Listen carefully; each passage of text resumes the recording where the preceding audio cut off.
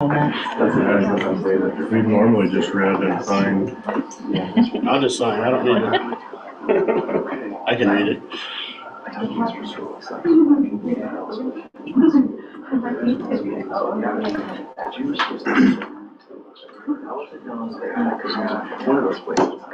My first meeting, they made me read it out loud. That's what I was hoping you were gonna have me do.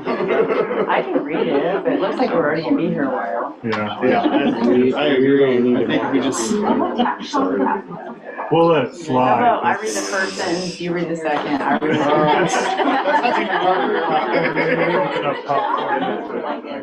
the. Go back to elementary where you call in each student. Okay, now. All right, guys, it is 6 o'clock. We'll go ahead and we'll call the meeting to order. Can I have a motion to declare this an open meeting? I make them go for it. I'll make a motion to declare an open meeting. Second. Motion by Hope, second by Bobby. Hannah? Yes or no? Yes. Okay. Bobby? Yes. Hope? Yes. Mark? Yes. Jason, yes, and Corey is absent. We welcome our visitors to the meeting tonight. As per the law, the Board of Education does adhere to the Opens Meeting Act, and a copy of that act is posted on the wall to my right. This meeting has been properly advertised according to the policy and the Nebraska's Opens Meeting Act.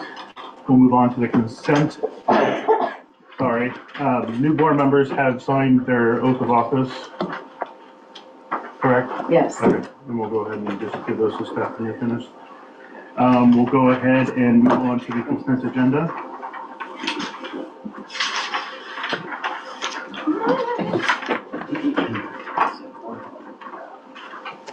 Well, I'll make a motion to approve the consent agenda. Second.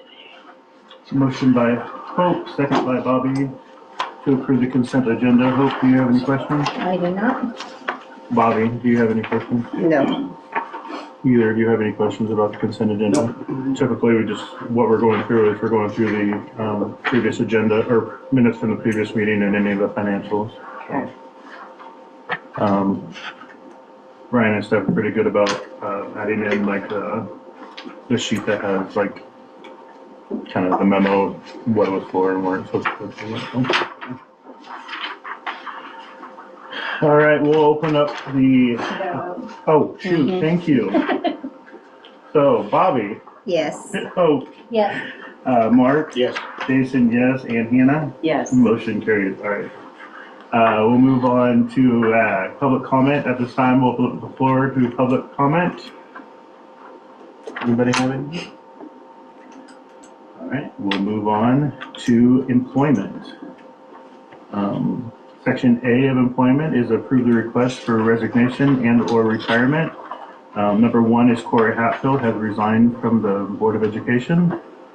Number 2, Tyler Farabee resigned as teacher at the end of the school year 2024-2025. And number 3, Mr. Brian Ridinghouse resigns as superintendent and elementary principal at the end of the 2024-2025 school year. Do we want to do these all separately? I know a new restructuring of the agenda, so I think Separately or all together? I think they could be done together unless Okay. there's someone who wants to have one pulled off. Do you want to do the resignations and then do the hire separately, or?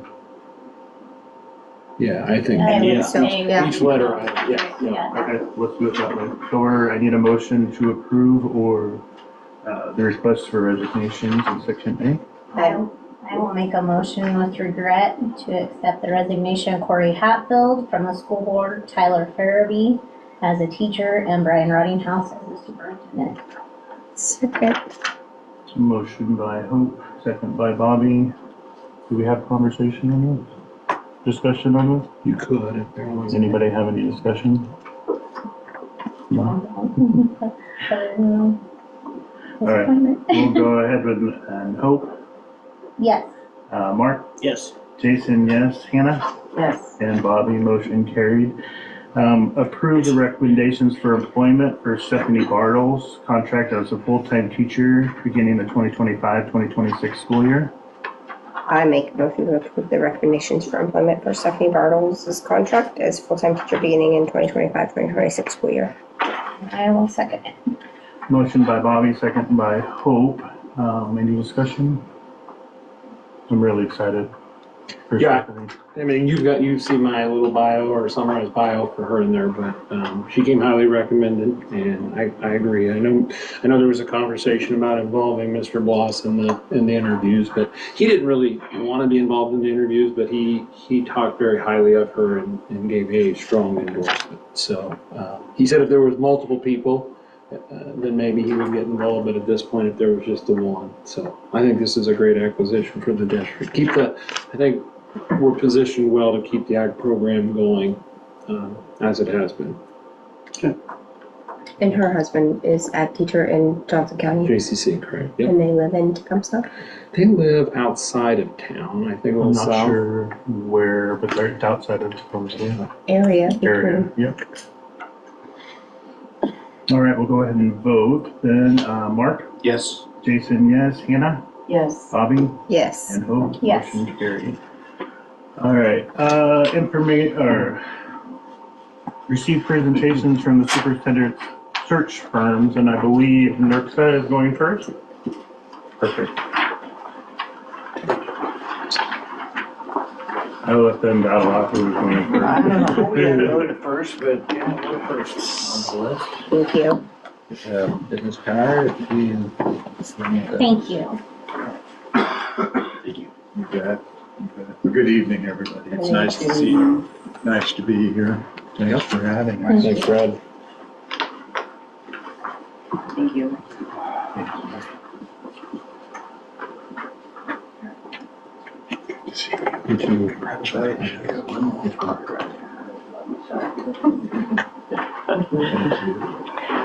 Well, hey, thank you so much for inviting us to your board meeting. A little bit about ourselves first. We'll tell you what our expertise is. I was a retired or recovering superintendent, depending on who you talk to. And my last 13 years were at Fairbury, and so similar size, a little bit bigger. But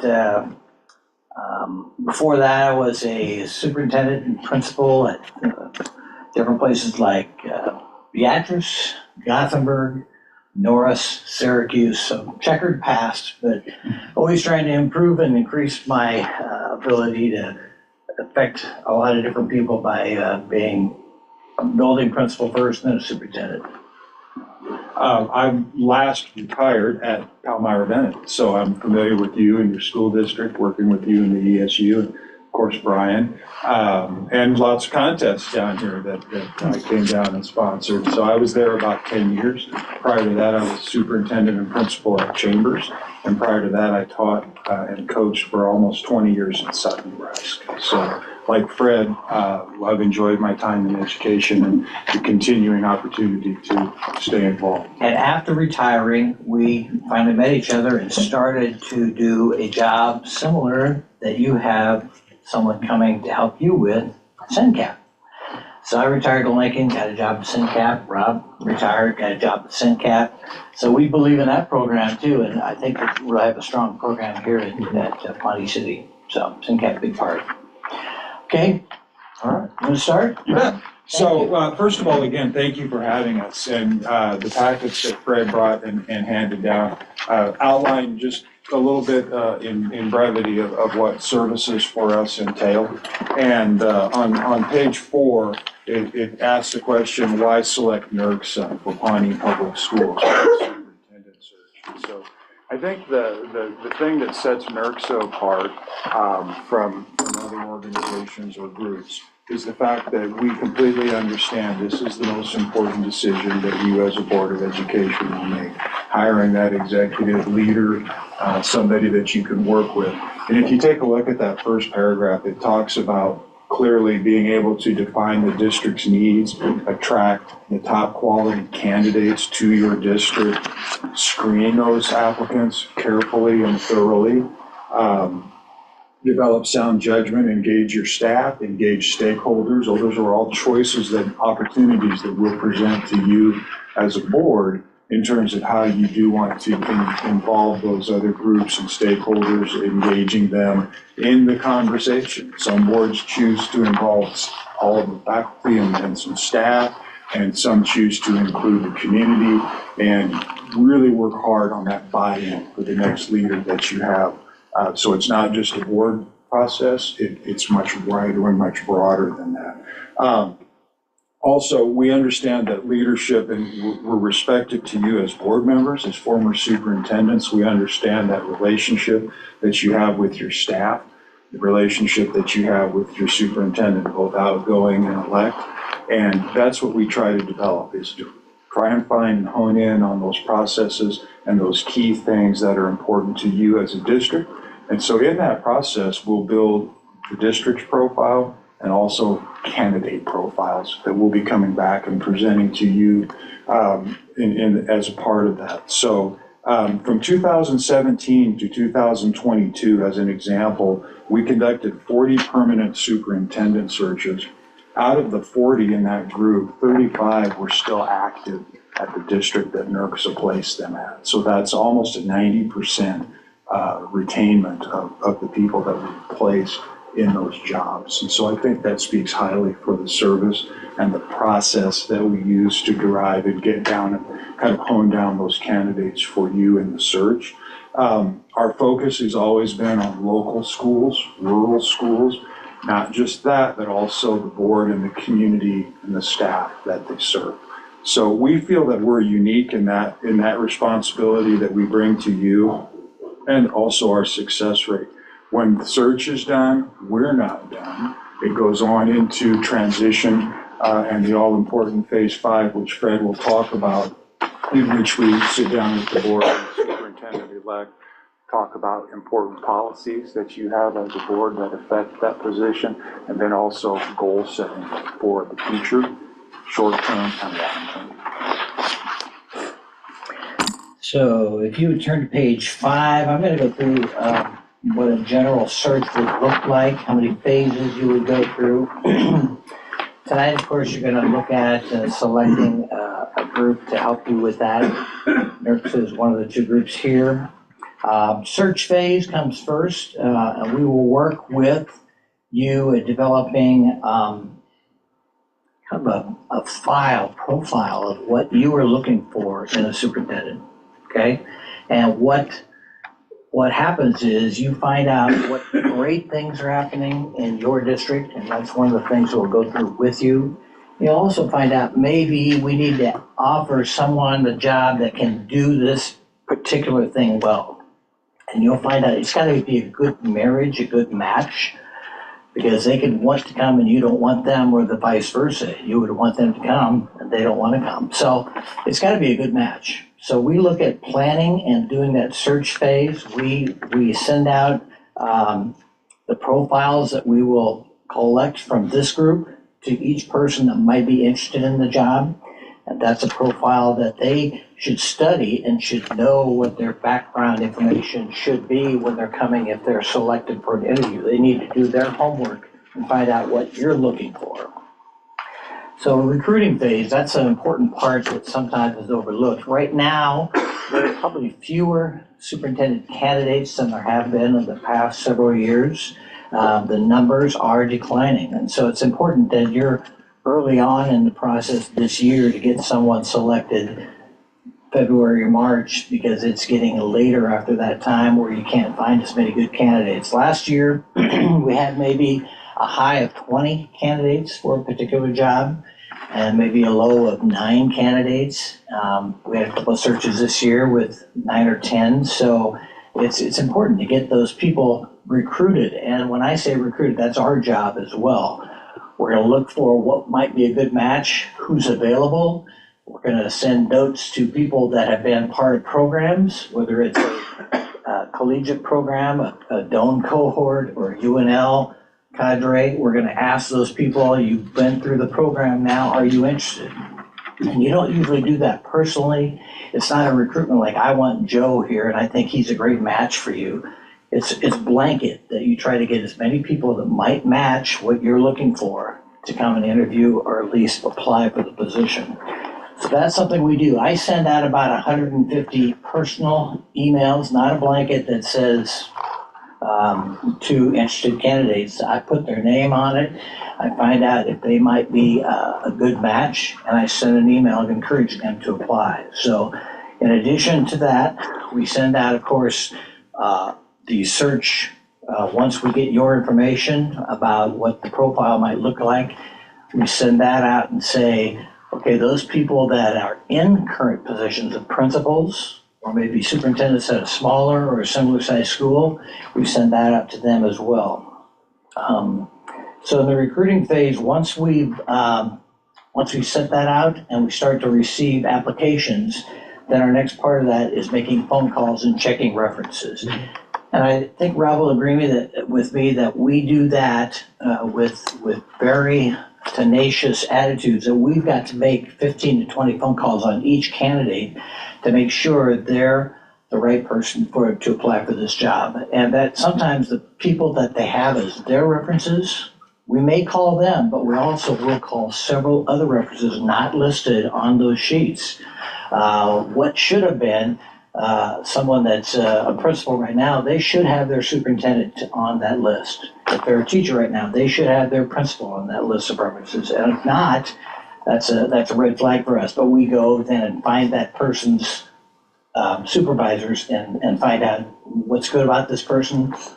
Why didn't they put your name down? So we do a lot of investigative work while we're making those phone calls. And we make, like I said, 8 or 10 each on each of the candidates. Finalist selection's the next part. Once you've got those applicants, Rob and I, after making all those phone calls, after talking to a lot of people, we put those people in tiers for you. 10 years ago, there were 38 applicants at Little Dorchester, Nebraska. There's not going to be that many, but you can see if we had 38, we'd have to have several tiers of people. The top tier is ones we highly recommend. The next tier is the ones that it may be a fit. You decide. The next tier is maybe the average applicant, and the bottom tier is maybe we wouldn't encourage it. However, all of those candidates that apply are for you to look at all their materials and to decide who you want to interview. So no matter what we do as far as tiers, it's still your decision on who you call in to make, to interview for the position. So then you make the call on the finalists who you want to invite to interview. Could be 3, could be 4, could be 5, depending on what you're looking for, depending on how many match. And once that happens, then we set up the interview process, and we are here on those interview day or days to help you, not to make any kind of decision, but to help you feel comfortable about the process, and we would be there to answer any questions you might have. Okay? And then after that, we have a transition phase, as Rob said. We have a guarantee or warranty, and we've never used it, but within a couple of years, if this person doesn't work out for you and it's just not a good match on either side, then we will come back and do the search again for you free. It's not even happened in those 12 years that this has been going on, but sometimes it could happen. It could be that this person just didn't work out. Okay, so there is a warranty on page 6. You can look at that. Cost for the district, $5,500. For member schools, you are a member. And as part of that, also, if you were selected, the NERCS convention, or what do we call it? The spring conference. The board president and the superintendent-elect are paid for by NERCS to go to that conference for free. So we encourage people to be involved in those kind of conferences, because I think that's where you can grow too, especially if you're a relatively new board member coming on. You'll find out more about how to be a good board member there. So there's the warranty. Search options, we do offer a reduced size search. I wouldn't encourage that at this time. I think it's important to get as much quality as you can in that search. So we encourage a full search, and that's at $5,500. Okay, where do we go from here, Rob? Well, one of the things that was always important to me and, you know, in order to tone this down a little bit so that we don't take up too much of your time, but I do want to touch on engaging community and engaging the staff. It looks a little bit to me like we overlook it in here, but I want you to know that that is not the case. And so in each of those phases, again, completely a board decision, but if you choose to involve your staff, we have a process. You choose to involve the community and some stakeholders, we have a selection process for you know, to engage that. So we understand the importance of that. Every search that I have done in the 5 or 6 years that I've done this has engaged all of those groups. So I don't want you to think that because we pared down the presentation a little bit because some folks said, man, you've got a long time. But we do have plans for all of that. If you need some assistance with any of it, we work with them on interview question selection. We coach them, and we are there, as Fred said, on interview day. And we walk them through each of those groups through that process with guidance from the board. When they report to you, here's the beauty of it. They're only going to report to you on 3 items. They're going to tell you what they felt like each of the interview candidates showed as far as leadership quality, what they showed as far as strengths, and then any areas of concern. We hone in on them and we tell them this is a board decision.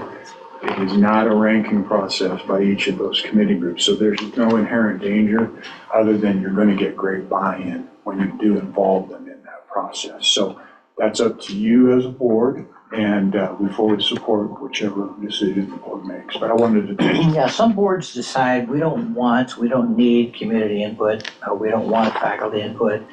Rob and I have always felt that that's a vital part of it. If you don't want it, that's understandable.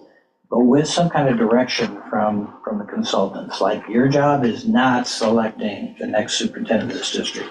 That's the Board of Education's job. Your job is to give some input so they get to hear what your input is established. The only time it's really come in when, as a determining factor is when a group of teachers really thought this would be a really bad match for the teachers.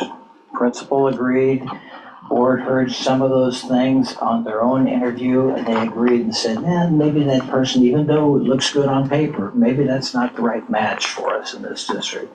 But yes, we always remind them over and over, this is not a you select who you want to come here as the community or teaching staff.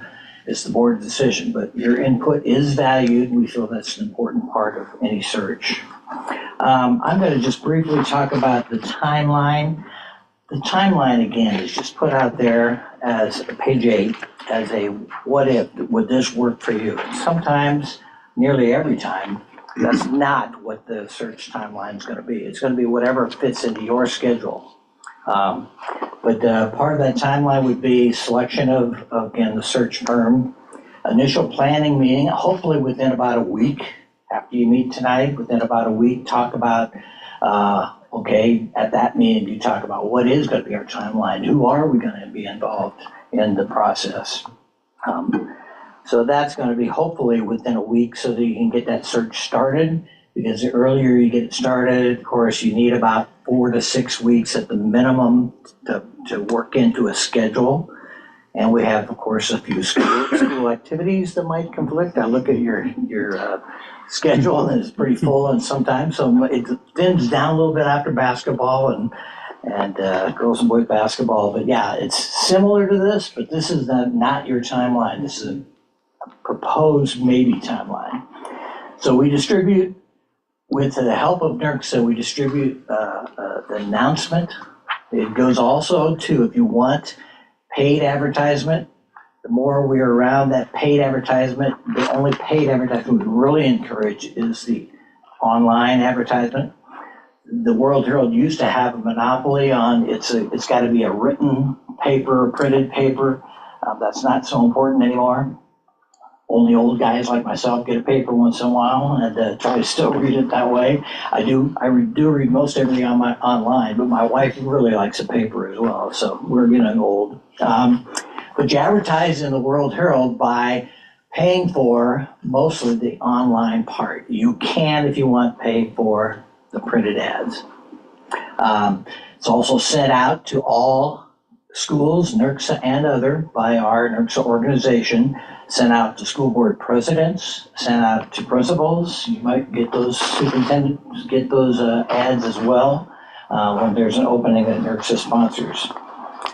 Then we have profile meetings. Those profile meetings, again, we have the first one with just the board, and then we ask if you want, we ask the community to have a committee meeting.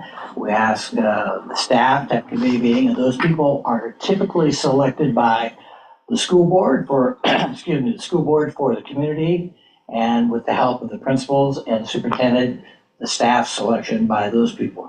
So you have a good cross-section of community, you have a good cross-section of your staff involved. So we had a planning meeting, then we have an application deadline of somewhere around the third or fourth week in February, and then we would interview the end of February, beginning of March sometime, and have your, you can have your candidate then selected for your March board meeting. Am I missing anything for the timeline, Rob? Sir, I think you got it. Okay. So I guess the only other thing we'd ask is that if you have any questions, we could answer them at this point. That's a quick presentation. I talked probably too quickly and too loudly sometimes, but you can look at some of those other pages on where advertisements go out from the NERCS organization on page 11. And there's a sample Pawnee City notice of vacancy in there. We also advertise, of course, on the NCSA website. We actually advertise on Facebook, X, Handshake, Teach in Nebraska. And then as I told you before, the emails will go out personally to anyone that's been through a program or is in the process of going through a program, because you can have a provisional certificate and be your superintendent here. That's one of the things that we do as well. Would you bring up like the preliminary screening questions that we ask? We do. So on page 9, as you look at that announcement of vacancy, that leads right up to these screening questions, because we will develop these key issues and strengths of the district when we meet with you. That's a part of your profile meeting. As we leave that profile meeting, we will work with you also to develop the initial screening questions that each of the applicants get. So there's a very large piece of their portfolio that's contained in the NERCSA application that includes disclosures, the ability for us to do background checks. But at the end of the day, as soon as they complete all of that work, they get the Pawnee City initial screening questions. And so that's a set of about 20 or so questions that go directly to that candidate and then come back and will be a part of our report to you. You'll see each candidate's screening question. So, for instance, one of the important questions is, would they be required to live in the district? So if that's an option that you select to utilize, that's a part of the screening question. So you'll be able to see each candidate's answer. The same would be true for their priorities. Again, we'll walk through and develop those questions for you. The job here, is it going to entail what Brian's job is? I heard you say he's also the principal in the district. Will it entail that? And are those questions be related to that? How does that candidate feel about that? Do you have background in that? What's your expertise? Now, are you certified K-12? Are you? Can you get a provisional? And we ask those questions, screening questions, so you know right up front we bring those names forward. So you see in the back all the schools that we've done, and we take pride in doing a very thorough search. And when you select NERCSA, you will get Rob and I. You will not get anyone else that's not here tonight. You get 2 veteran superintendents that have been through this process before. I think I have 8 years. Rob has 6. What did you say? 5 or 6? With NERCSA? Yeah, with NERCSA. And we've been through this before. We want to help schools. This is your search. We will do what you would like us to do. We will be there for support, but we also have some suggestions that we know have worked in the past, some things to be hesitant to try. Personally, we both agree that we would like to encourage you to use staff and community. I think you get better buy-in that way, even though They don't make the decision, they have some input. And they feel valued as part of that process. You've asked me what my opinion is. I always feel good about asking, and I always feel about saying, yes, you're valuable to this process. So, questions you might have of us? You talk about the report that we'll get once you screen the candidates. What all will that entail other than those screening questions? Well, it does involve the application process. They have to answer a few questions in the application itself. They have to show what their experience is. A lot of the candidates will submit something else like a 100-day plan or a transition plan themselves, if you'll get part of that. Anything else I'm missing? Yep, so it will, your information will absolutely include electronically the resume, their NERCSA application, their initial screening questions, transition plan documents. Let's see, I'm probably leaving something out. So we'll share that electronically, and we'll also share that in paper. So I mean, some of those booklets are really quite thick. So that's a really fast turnaround, because when we close that application window, all of those things are coming in to Fred and I, and we're wrapping up our report as far, by the way, that report from us includes our thoughts and our findings on every candidate. So you'll have a really fast turnaround time, right, to garner that information and kind of process it. And then it all comes together very nicely in the selection process and interview process. Does that answer your question? Yes, it does. Thank you. The interview process includes you selecting questions, and we give you sample questions to look at, or you can come up with your own interview questions if they're, of course, legal to ask of candidates, and we will guide you through that as well. But it's pretty impressive how quickly you will understand and be a part of that process. It's not something that we will tell you everything. You're going to give us a lot of feedback on what you want your search to look like and who you want to include in the search. And so that's pretty important to us. We've been through that and sat on that other side of the desk a few times, and we feel pretty good about the NERCSA process with specific retired superintendents to help you with that process. Questions? Thank you for the information. Yeah. Thank you for having Look us. forward to hearing from you. If you have any questions that come up during your debate about which selection you're going to make tonight, let us know. We'll be driving, and you could. Just in case for clarification, this 5,500 is the full. Full search. And then the abbreviated would be the 3,000. Right. If that And I have- comes up later when they discuss. Yeah, and I have a contract that I will leave with Mr. Petrosky, your board president, that you can, after you get back with us, you could sign one and send them on, or we can pick it up the next week when hopefully it'll be within a week. We really think you need to get started as quickly as possible. There's only a certain group of days in February, March that are available, and we're getting to that point pretty quickly here.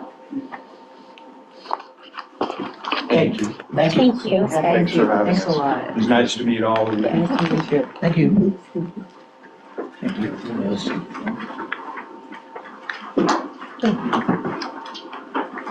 you so much. Thank you.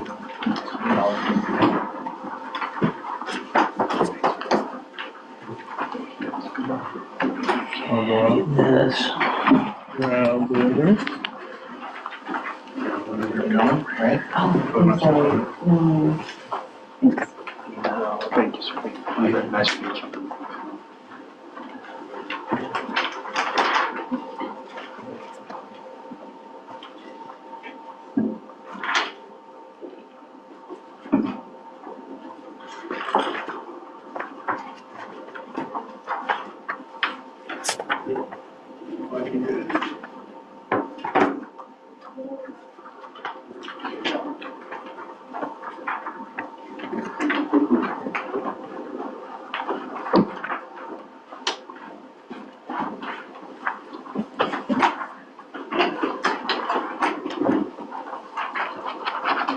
Start this way, you may pass those down. Thank you. Hello. One more, I think. I think we're Everybody ready. have one? Good. Okay. Thank you so much.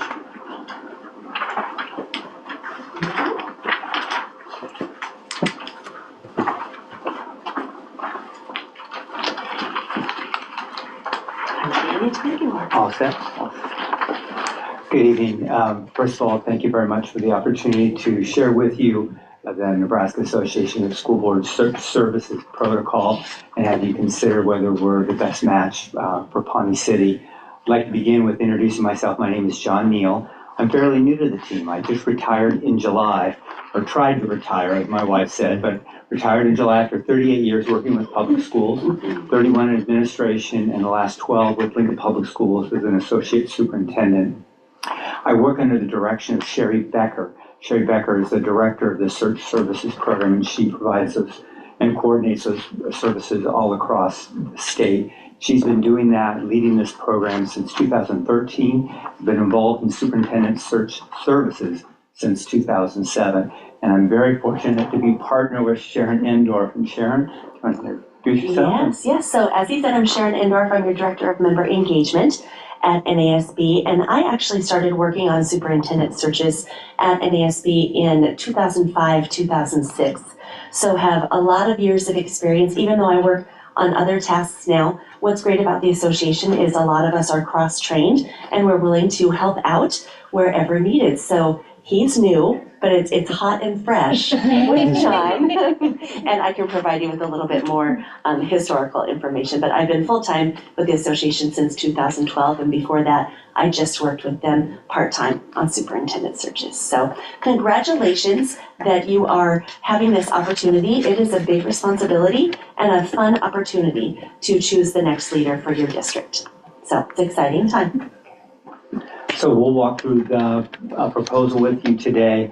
Selecting a new superintendent is probably the most important and most impactful decision you will make as a board because of the role the superintendent plays in the success of the school district. So we hope you see in the proposal, you know you will see in the proposal, that will help you have the tools to make that selection in a cost-conscious but very effective way. If you would, if you turn to the proposal and once turn to page 1, I just want to highlight something in the profile there. It's a long profile. It talks about the search firm profile, and I really want to identify just 3 things in there. The first is that Nebraska Association of School Boards comes at the superintendent search process from the perspective of the board member. Our entire organization services school boards all across the state. We work with school boards in a multitude of different services. Superintendent search is part of that. But as Sharon talked about, it's integrated into all the things that we do. So we'll have the superintendent search services, but that leads into professional development, that leads into retreats. It's part of an overall package that seamlessly works through the Nebraska Association of School Boards. So that's first really important. Probably second is the collaborative nature of the process. We'll bring our experience and understanding of the superintendent search process, our understanding of applicants from across the state. The experience, Sharon was saying as we came down, this will be around her 50th presentation, that kind of experience in working with superintendent searches, and you bring the experience and understanding of Pawnee City and what it needs. What are its strengths, what are its opportunities, and the combination of those will be really important that we work on this together, and that's a hallmark of the protocol. And probably third is that not only is our system set that way, you'll have a whole team of staff members at NASB whose purpose is to serve you as a board. So that's kind of our overall vision of this service, is it's part of everything we do to support schools. Okay. If you jumped, I think we're on to page,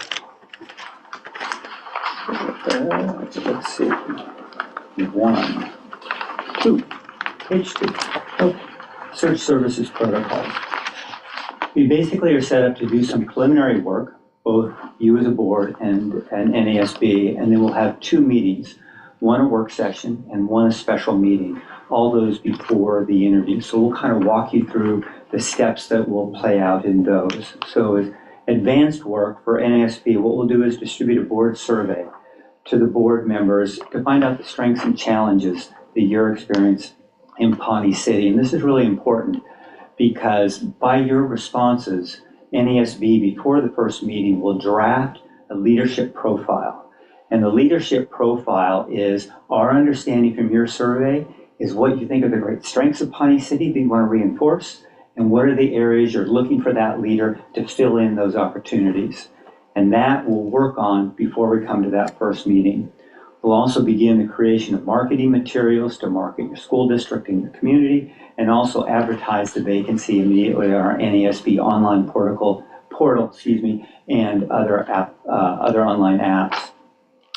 Then when we come for the first work session, what we'll do is collaborate to design the timeline. So we'll look at when will that second meeting be, when will we coordinate documents, when will we open and close the position, when will we have the interview set up, because you know how busy the district is with your schedule. I'm sure when you look at your phone calendars, just finding an extra date or two is really hard. So we'll spend some time that first meeting, make sure that we're coordinated through the whole process.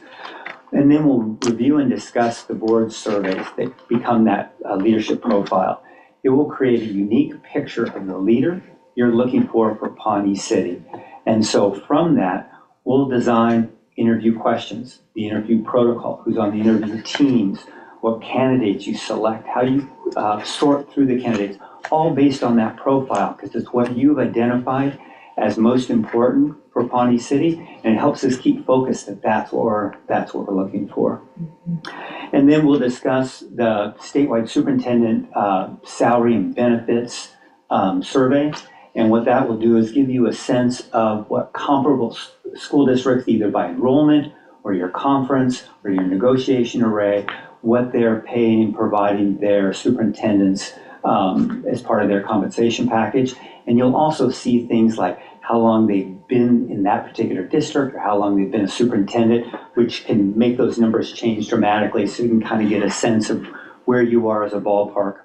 And we'll look a little bit at the questions, start the conversation about questions, have you look at a series of questions that we have and start to select from those and customize those for the interview for Pawnee City. And then finally, we'll talk a little bit about related documents like job description, the contract. We'll start the conversation of those. Well, we'll talk about elements of the contract and let you know, here's what are some other things happening around the state. It'll really be up to you and your own district lawyer to decide how you want to craft that contract to best meet your needs moving forward. So that's the first meeting. In between meetings, what we'll do is go ahead and begin to start recruiting. That's one of the advantages of NASB, having that statewide reach. And especially, do you want to talk a little bit about the recruiting we've just been doing recently in this area? Absolutely. So currently, we are working with Fall City and Lewiston and Sterling, and we just finished up searches with UTAN and Weeping Water. I know geographically those are a little bit close to you. Size-wise, there would be some that would be similar. I would anticipate there may be some crossover in applicants from some of those searches, but it certainly wouldn't be something that we would stop with there. Our team would work to look at the leadership profile that John mentioned that you'll create with your consultant and look at what is most important to Pawnee City, and then we will recruit based upon that. We want to be sure that if, I don't want to give you an example, but whatever is most important to you, we want to be sure that that person either has experience in that or has studied that and will be a really good person for that particular position before we recruit them. And before that second meeting, you'll probably already have applicants starting to come in. So what is really important, I think one of the things that makes NASB stand out is our screening process. And I'm going to turn that over to an expert. Sharon's been screening for years and talk about how in-depth that is. Yes, so once someone applies for the position, not only are they filling out a regular application, but we do require that they do it online. That is the first opportunity we have to look at what their skills are. Because in this day and age, you need to be sure you have a leader for your district that has some technology knowledge. They don't have to be an expert, but they do need to have a comfort level with it.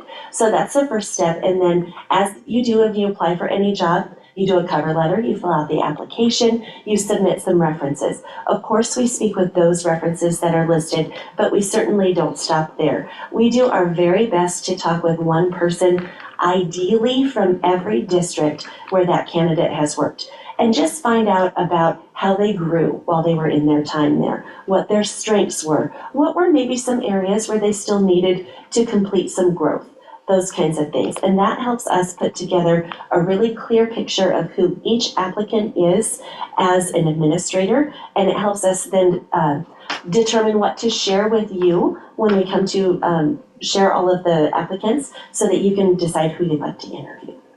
So we have a whole team of screeners that make the phone calls. We don't just read about the candidate. We take it very seriously. We do some online research as well. You know, you have to see what comes up on Google when you Google their name. We also do really specific background checks. We work with OneSource, and they do a criminal background check, adult and child safety background check, and for those candidates that are chosen to interview, there's a financial background check as well.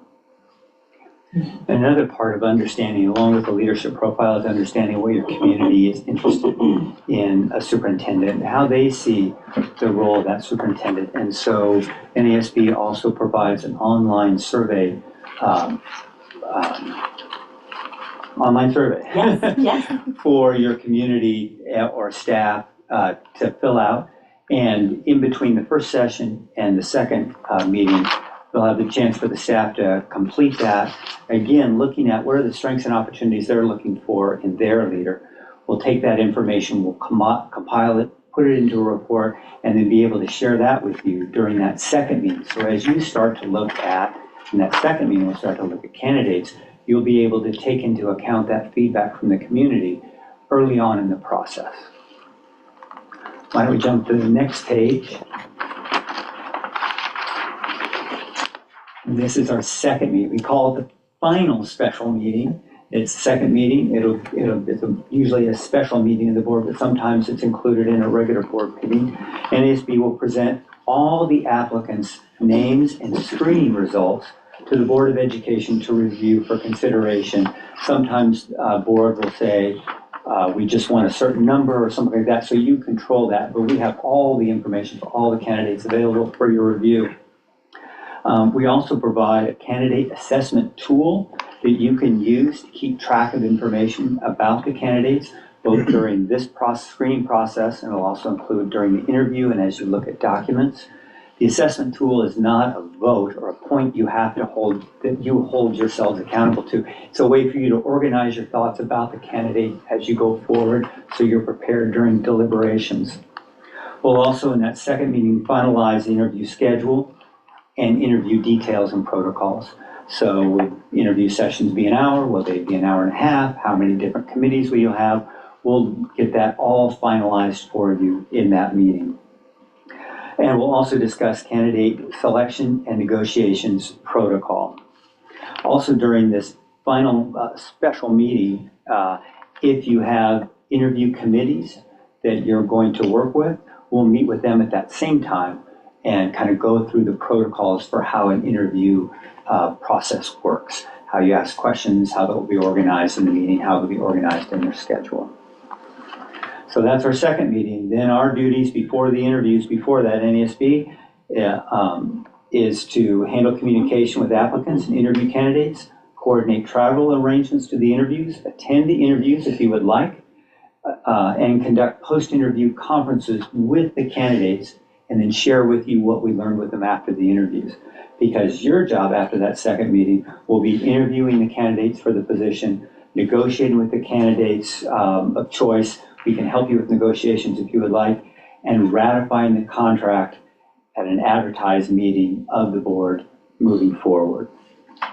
And then finally, transition. And again, this helps jumpstart superintendent's work from the selection process into their role, is that we'll continue communication with the board president and with the incoming superintendent to ensure a smooth transition.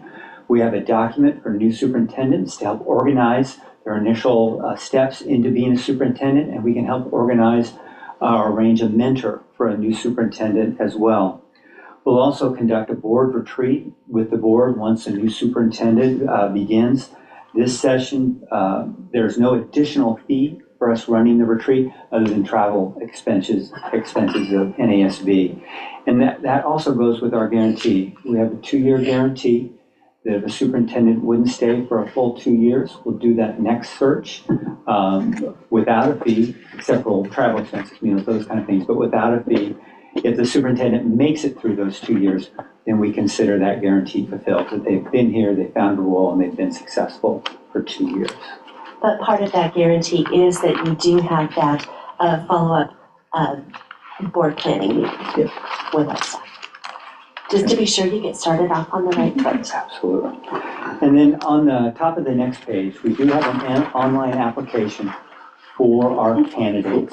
As Sharon mentioned, that's one of the first gatekeepers to see how they're doing with technology, but it's also an amazing tool because it collects all that information, makes it easier to sort, analyze, store, and share with you by having it all in one place like that.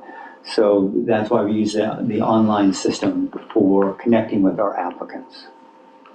Sharon? You bet, you bet. Now, I hit a little bit of information about our applicant screening process, but I just wanted to mention it again because it's really what sets NASB apart. We put a ton of effort into every single applicant, and we treat each application that arrives through the portal as a fresh application. Maybe we know them, maybe we don't, but we want to treat everyone exactly the same. And most boards appreciate that we share each and every applicant with you. Now, if you provide different direction and only want to find out about the top 4, top 8, something like that, we'll be happy to comply with whatever your direction is. But it's a valuable piece of the process for sure.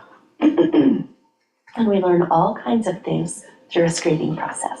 It's neat to watch how people have grown in their administrative careers, definitely.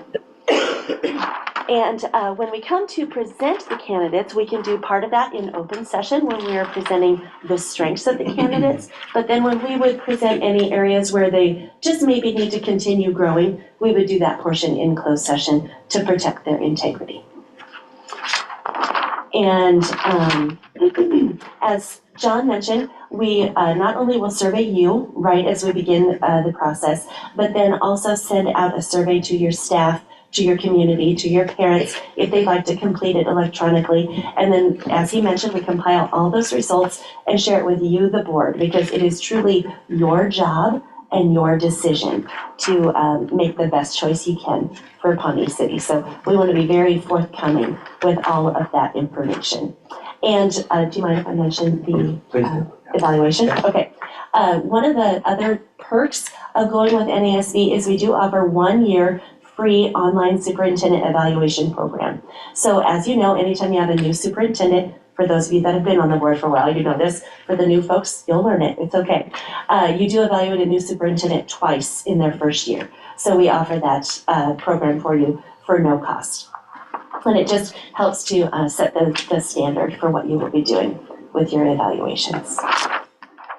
The next few pages include a list of school districts that NASB is partnered with. It includes letter of references and references you contact. But if you could jump to page 10, we'll talk about the description of the services and the search fee. On this page, it includes the search fee of $6,000 at the top, and then includes a list of all the services we provide. That matches everything we've talked about. The only thing we didn't go into great detail was the evaluation that Sharon just mentioned. It's a great opportunity because it takes your evaluation tool, puts it online, and then creates an online service where your superintendent is sent a survey to do a self-assessment of how they've been doing. That self-assessment is then forwarded to the board members by NASB. You don't have to do that, so that you can do your evaluation. That information is gathered, it's put together and sent to the superintendent as a finished report for you to work on from there. And the really nice thing, since it's the first year, it takes care of both of those evaluations that year for you, all free of charge. With that, we would be happy to answer any questions.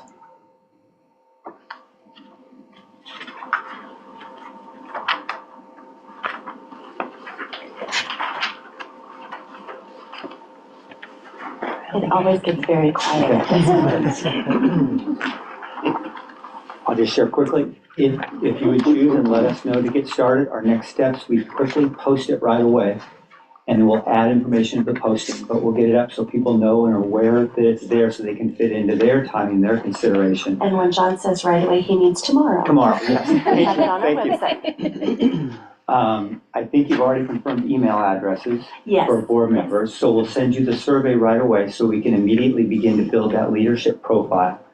We'll reach out and try to schedule. Scheduling is one of the hardest parts of the whole deal. We'll reach out right away to try to get that first meeting scheduled, because the faster we can move, the better it is to attract candidates to us right away and hit the sweet time of the hiring season this time of year.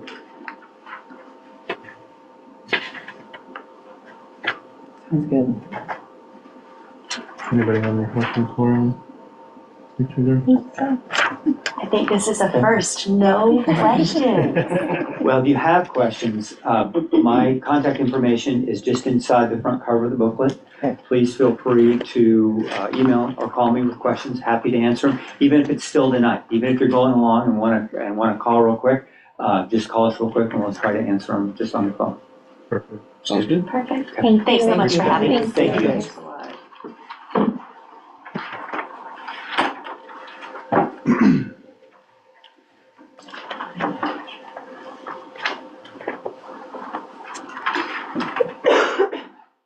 All right, going on to our information reports.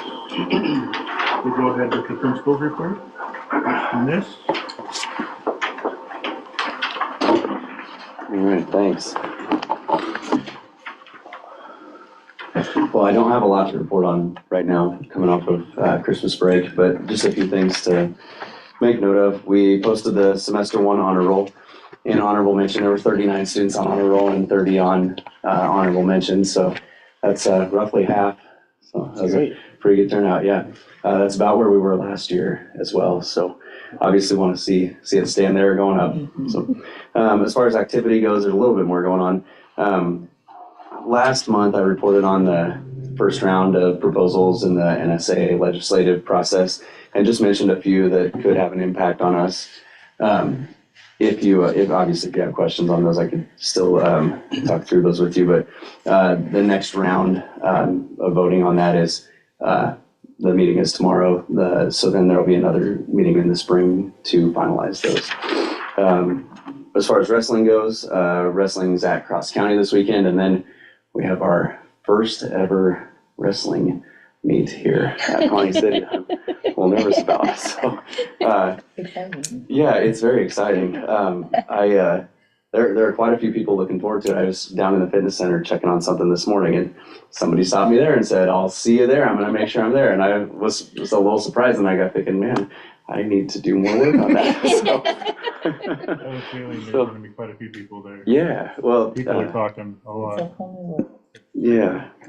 Well, it's exciting. I know the kids are excited too, and I mean, there's 3 wrestling meets this year, 4 if you count state, that we have to provide lodging for the team. Even it's just there's so much travel involved, so it'll be really nice to have it here, and it'll be nice for the kids. They don't have to travel, and it'll be nice for all other families that can watch. Expect a lot of people. Generally, wrestling meets do have a lot of spectators. Set the gym up then basically at math and stuff? Yeah, so we have. I haven't been to a wrestling meet. So. Yeah, we'll obviously host it in the gym.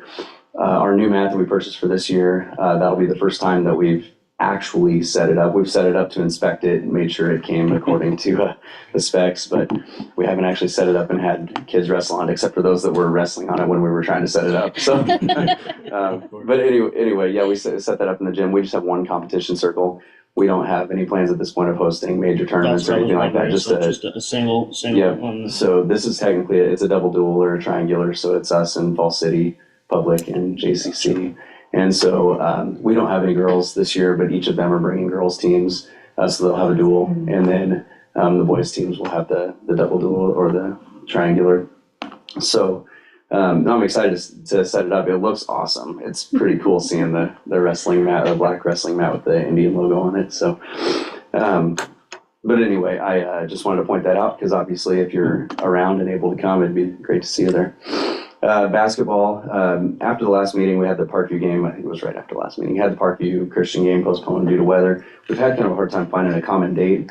I'm still working on that. I think it's important that we fill that. We already have an abbreviated schedule. We, since I've been here, Freeman has dropped us and Palmyra has dropped us. The holiday tournament stopped existing. And so we filled in where we can. It's been difficult to find our 18 plus 2. So 18 games plus 2 tournaments is what you're allowed for basketball. We're currently at 16 plus 2, which if you ask anybody, it seems like we're playing basketball all the time anyway. But still, for wildcard points, obviously for the kids that love playing basketball, we want to fill the schedules how we can. So it's really important that we don't let one slide. So we're still trying to make sure we get that one rescheduled. We've got, I think I sent them 10 dates today or 9 dates to choose from. And again, to try to get a new slate out there. And a lot of them are Saturdays. We try to avoid those normally, but at this point now, we just need to make sure we get it in. The boys are 6-2 right now. When I checked today, they're 10th out of 55 teams in D1 in wildcard points. So that's a nice place to be. Hopefully that keeps moving forward. Tomorrow they'll play EMF in Mudecas, so they're the 5th seed in the A division. There's some really good teams in Mudecas A boys basketball this year. Yeah, John. I think Johnson's 1 and Freeman's 2. Then I think it's JCC, EMF, and us. So, and then as far as girls go, girls are 2-7. Well, 3-7 now. They played this afternoon. They played Sterling as the 3 seed in the B division. The seeding worked out, I think, very favorably for us. And so we played Sterling today. Sounds like Sterling had a much better game than they did the first time they played us. It was a 5-point game, 143-38. And so pretty great. They'll play now Thursday at 5:30 at the middle school against probably BDS. That game's, well, it might be over now. I haven't checked, but that's probably who they'll be playing in the second round. So just wanted to make sure I mentioned, because it falls in this weird gap between meetings and semesters. Winter concerts went really well again this year. Mr. Graff and Ms. Belova do a wonderful job. They were very well attended too. Speech is starting. The heavy speech time is February and March, although the kids have already been working with Mrs. Bloss on their speeches. But the first one will be the Mudecas speech contest at HTRS on the 1st. And then that kind of runs pretty consistently through the end of March, with state speech being the 26th through the 28th. Just a couple of really small, activity-related updates around school. The auditorium production space is coming along. Tom Peral has been working on that, and the framing's done. So he built up a floor and leveled it, and then created those half walls that'll enclose the production space. We were able to use, when we had the insurance claim on the gym and because of the water damage, had to redo portions of the floor. We had some of the extra floor left over, and it's enough to do this. So we're able to use that hardwood flooring in there. He's got all but I think 2 rows of that down. So then what's left will be staining the cap that goes on the wall and the floor, putting the trim on. He's also enclosing the cabling that runs up to the stage now, so we don't have those kind of hanging out on the side. It's coming along well. So just a little progress update on that. And then the gym amplifier decided to stop working after however many years, but that's why we didn't have it for the last game. We couldn't get it fixed, and we couldn't find a replacement to get shipped in time. So, but we did get one in. We were able to find one. Matt Schulte helped us do a little research and pick a good model that was under $200, and it's working great. So anyway, that's all I've got. Any questions? Okay, thank you.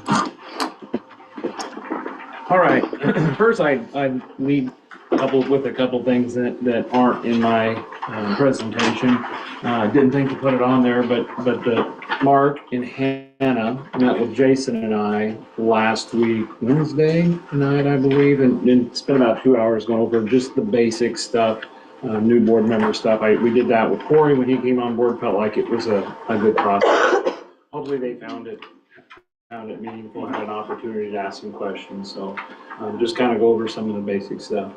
I would also, I forgot the other thing I was going to say. Well, I'll just go to my report. My report is not a lot, kind of like Derek alluded to, that because it's Christmas break, knowing the agenda we had tonight, I wanted to keep it as short as possible. I don't think enrollment has changed at all since the last meeting.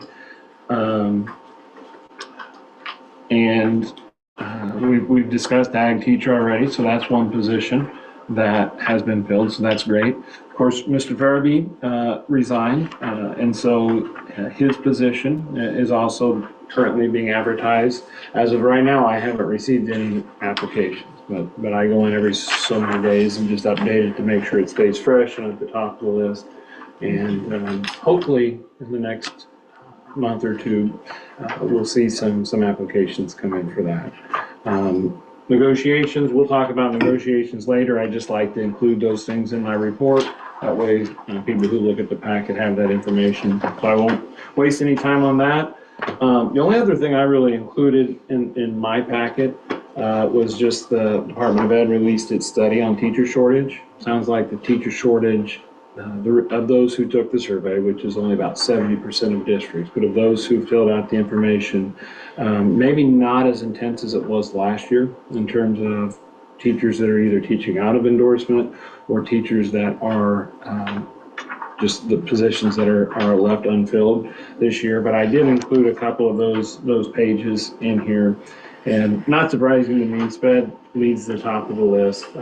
Science is on that list as well, which is a, of course, that means we're competing against other districts. And we know in our strategic plan that one of our goals is to recruit and retain high quality teachers and staff members. So certainly that's something we'll continue to do. And I would say when we get, I'll just say it now, when we get to the approving the strategic plan, I would say with my departure, that makes the timing of it even more important, because the good thing about this strategic plan is it almost in no way reflects my thoughts. It's 100% a byproduct of the community that came together. Yeah, I was one person of 50-ish involved in that, but what a great time to have those pieces put together. And I will ensure we get those committees set up and get that work moving. And that'll be a great opportunity to kind of keep those goals front and center, designate time to work on that stuff moving forward. I remember the other thing I was going to say, Miss Lisa, a couple of things I was going to say actually. Lisa didn't have a report because of the break. And I said, well, the board appreciate the opportunity to just not have a presentation, and it's going to be a long agenda anyway. So she'll any little things that came up, she'll include them next time. Also, for those of you who read my agenda notes, I did make some tweaks. They've been things I've been thinking about for a while to the agenda, made some tweaks to the agenda. For example, took off board committee reports, because it seems like we never really have committee reports. Usually when we have something from the committee, we have an agenda item. I just thought maybe we could change it from administrative reports to informational reports, and then if there are committee reports, we could report them then, and having that as an opportunity for any other groups that want to present, they could present at that time. The other groups, like student groups that we might want to have present, or committees that might want to present, they can present at that time. And then last month we had Corey's resignation letter, but it was within 24 hours of the meeting, and it's something I've thought of before. A lot of schools have a kind of a standing agenda item just to accept new hires and accept resignations. That way, if you have a late person who turns in a contract or a late resignation, you don't have to worry about the agenda being unedited. You can just act on it as a standing agenda item. And so those are some thoughts I shared with Jason, and so just a few little tweaks that I made to the agenda and kind of the logic behind it. Otherwise, I think that's it for me. All right. Any questions for Brian? All right. Board committee.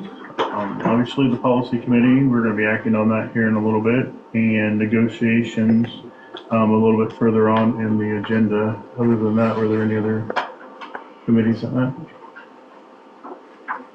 What? All right. Moving on to policy then. Consider accepting the policy committee's recommendations for policy review and updates as presented. Number 1, for review only, 36C, firearms and weapons for non-students. 5003, administration of part-time students.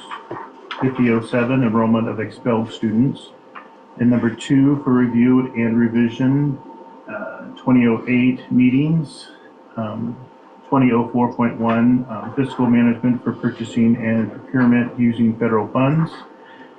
5002.1 administration of students who reside outside of the state of Nebraska, and 5006 foreign exchange students. Can I do these together? Okay. I make the motion to approve for review only 3060, 5003, 5007, and for review and revision 2008, 3004.1, 5002, and 5006. 5002.1. Oh, yes, I'm sorry, 5002.1, as presented. Second. A motion by Hope and a second by Bobby. Hope, do you have any discussion? I don't. Bobby?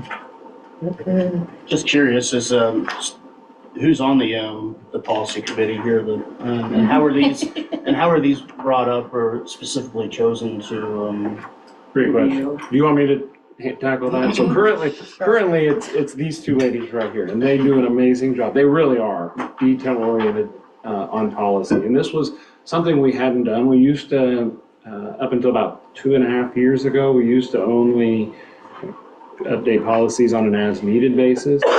We've got into a review cycle, so we're into the 5,000s. Hopefully, I think we're scheduled to have all of them reviewed by the end of this calendar year. And so that's where the 5,000s is where we're at right now in that review cycle. This was also the time of the year with some new laws that went into effect on the 1st of January for policy updates from because of law changes. So 3060 firearms, the new law went into effect for firearms, or changed for firearms. So there was an opportunity to review the policy on that. 2008 meetings, I was going to mention something on this anyway. This is a good common sense change to that policy.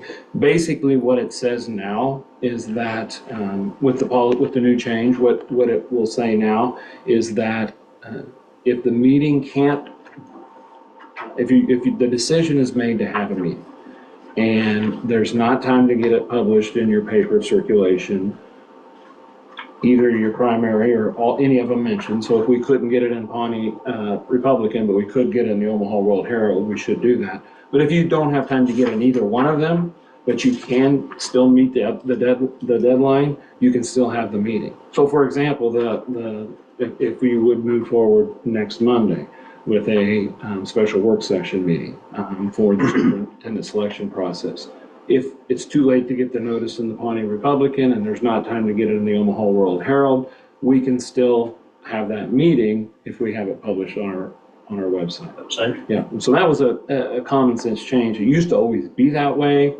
and then there was a law change, and now they've kind of gone back to kind of a hybrid of what it used to be and what it is, what it was after the change. So it does lend itself to a little more flexibility with having a meeting, even if it can't be published.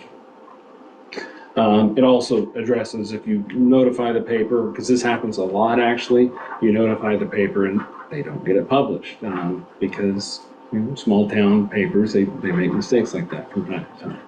And then we can still move forward with the meeting if we advertise it. So the review means you guys have looked through it, Right. and not changed anything. The other ones are like obviously the highlighted So we do it stuff. by email to answer the rest of your question. We do it back and forth on a Google Doc. Google Doc where we can go in and make suggestions, ask questions. Brian replies back. So what I'll do is And there used to be 3 of us. Lisa was our first one, and then Corey. And they both left, so I'll go in it's and not the committee to get on. it's a lot of work, it really.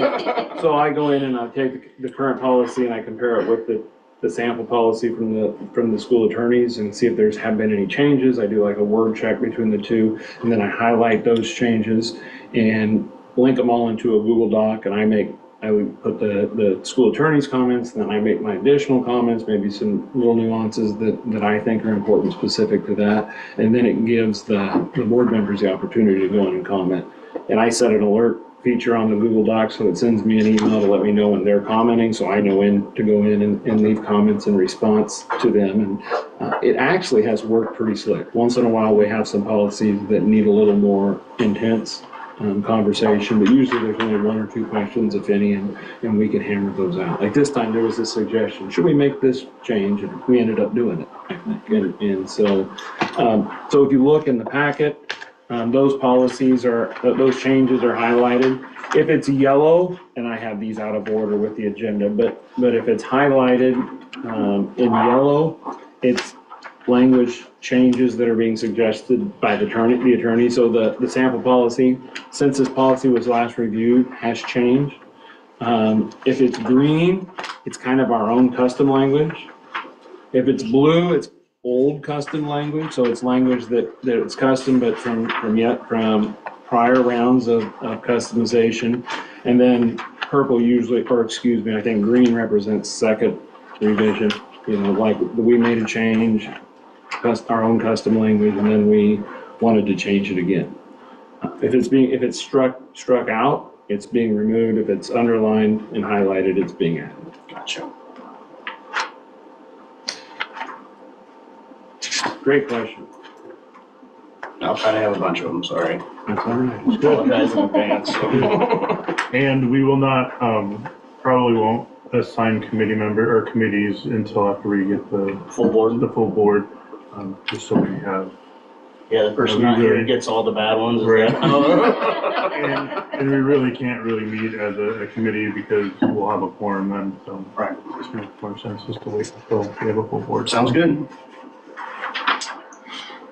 All right, are there any other discussions on policy? Nope, not for me. All right, we have a motion by Hope and a second by Bobby. Jason, yes. Hannah? Yes. Bobby? Yes. Hope? Yes. And Mark? Yes. Motion carried. On to old business, discuss and consider taking any action regarding the district HVAC and facility improvements. So it's a discussion item with the ability to act. So we probably would start with discussion. Do you want me to go over my presentation? So I told you last meeting that I would kind of do all the research and put it all together. So, or maybe we open it up to conversation.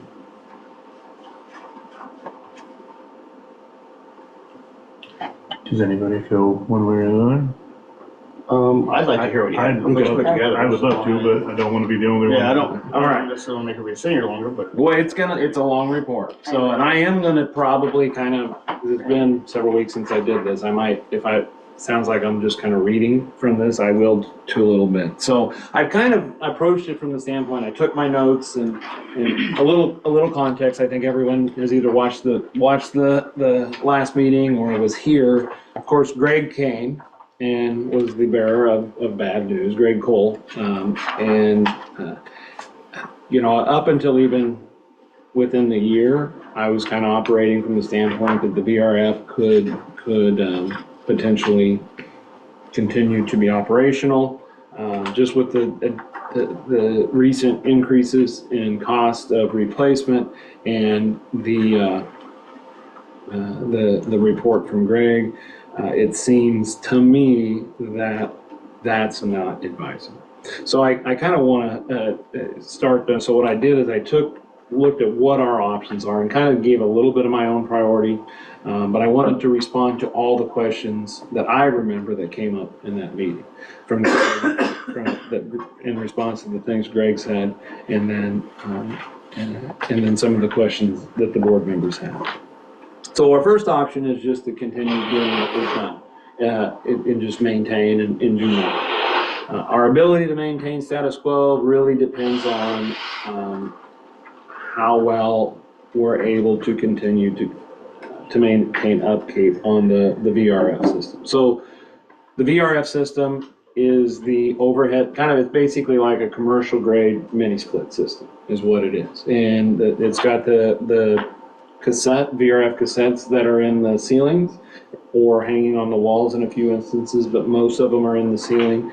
Then you've got the compressors that sit outside of the building in 3 different locations and circulate the Freon. And then the Freon makes hot air and cool Freon makes cool air. And it was put in the summer of 2014.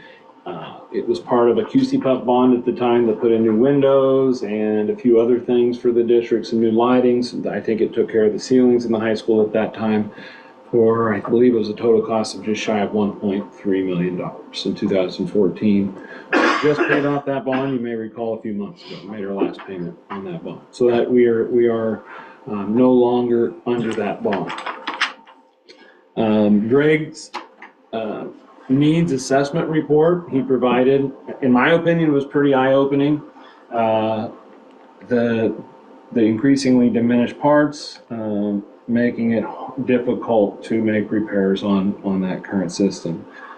My first year here, the spring of 2017, we had 12 cassettes go bad in that spring. Now, at that time, Trane came back and did that as kind of, their warranty was expired, but it was an honor. It's pretty, I made some threats that if you don't do this, it's gonna be bad PR for you, and I'm gonna make sure people know about it. And so they came in and they took care of that, but we've been responsible for everything since. And as we've continued to do those repairs, it's continued to get pricey. What's the cost of a cassette, for instance, or something? Well, that's a good question, because I can't hardly find it. Right, so the thing that goes wrong with each one of these is the expansion valve. The expansion valve goes bad inside of there. The expansion valve is, I think it's the little it's just a little brass fitting that goes in there, and it has to do with the Freon expansion and to make the hot air and the cold air. And Is the reason that this is hard to find is because of the economy-wise, or are they discontinuing the stuff that we just bought, or? one, everybody with these same units are competing for the same parts because they're going bad all over the country, and 2, because they don't make them.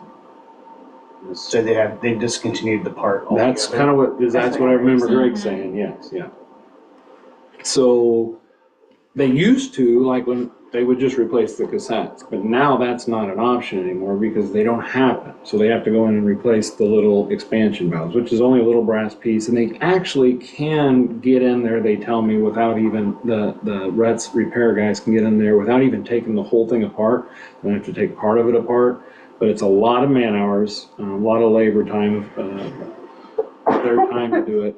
And the other real pain in the butt is anytime they do any of this work, they have to extract all of the Freon from that system. There was not any shutoff valves put in with these individual units, so you have to recapture all the Freon.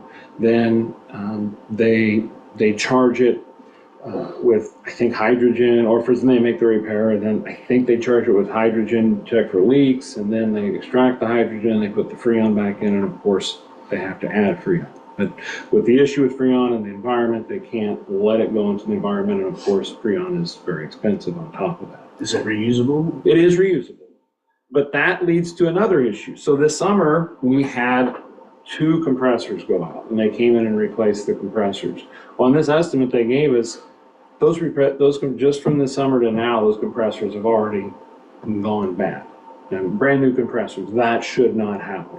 Just something in the lines then or something? They wonder. And so if you look on that proposal, it's one of the elements is to flush the line, which, do we really want to flush the lines on a system if we're going to put it out of line? So where we're at right now is we have the VRF completely shut off. So Greg said, remember he talked about having them lock out automatically at 40 degrees. We are doing it manually. So we have gone back entirely to steam in the high school. It's had a few hiccups. I think Mr. Niss would say that there have been a few of our, because they're automatic. I'm blanking on the name of the electronic device that opens and closes the water flow through the radiators in the classroom. Those haven't been used really much in the last 10 years, so. The valves aren't opening? Yes, the valves aren't opening, and so they've had to go in and we've had to have our boiler people, which happens to be Grunwald, we've had to have them go in and do some stuff, but not any major changes, right? And so we've been relying on the new boilers, the new high efficiency boilers to be our primary heat in the high school building. The new ones that we just had put in. And so we'll continue to do that until we need air conditioning. And go ahead. Okay, so how much money worth of Band-Aids have we been putting on it over the last like 9 years? 140,000 is what we spent over the last 9 years. No. Yes, when I run the SUI report. Just on the new VR? Just in the last 10 years doing repairs, right? So it's been 140,000. So small in comparison to replacing it, but way more than we should. So there must not be warranties on any of this. No, 1 year. Yeah. I looked into that. One of the first things I did was sent off our contract to the attorneys back in 2017, and they read through it and they said, no, you don't have any leverage against it. And so that's when I just did the next option, and I was complaining and said, this is not a good look for training. Well, since then, it's been more here and there, hit and miss. We've had to do things. But usually it's been one of two things. Either leaks in the Freon line or expansion valves that have gone bad. Now we wonder if maybe that all this time there's been shavings in the lines too that have went to issues with compressors going out. Yeah, there's a contaminant that'll ruin things quick. And that was one of the things that was in their estimate that came in right at about 33,000. So that's about twice as much as it was a year ago to do some of this stuff. And that kind of, to me, is a reflection of increasing demand and just harder to find the items to replace it. So that's where we're at. Our ability to maintain status quo with the 10-year-old HVAC system really depends on our ability to continue to upkeep it and maintain it. And getting parts, and the labor and the expertise is there. It's just getting the parts, and those things continue to go up. So that would be the first option.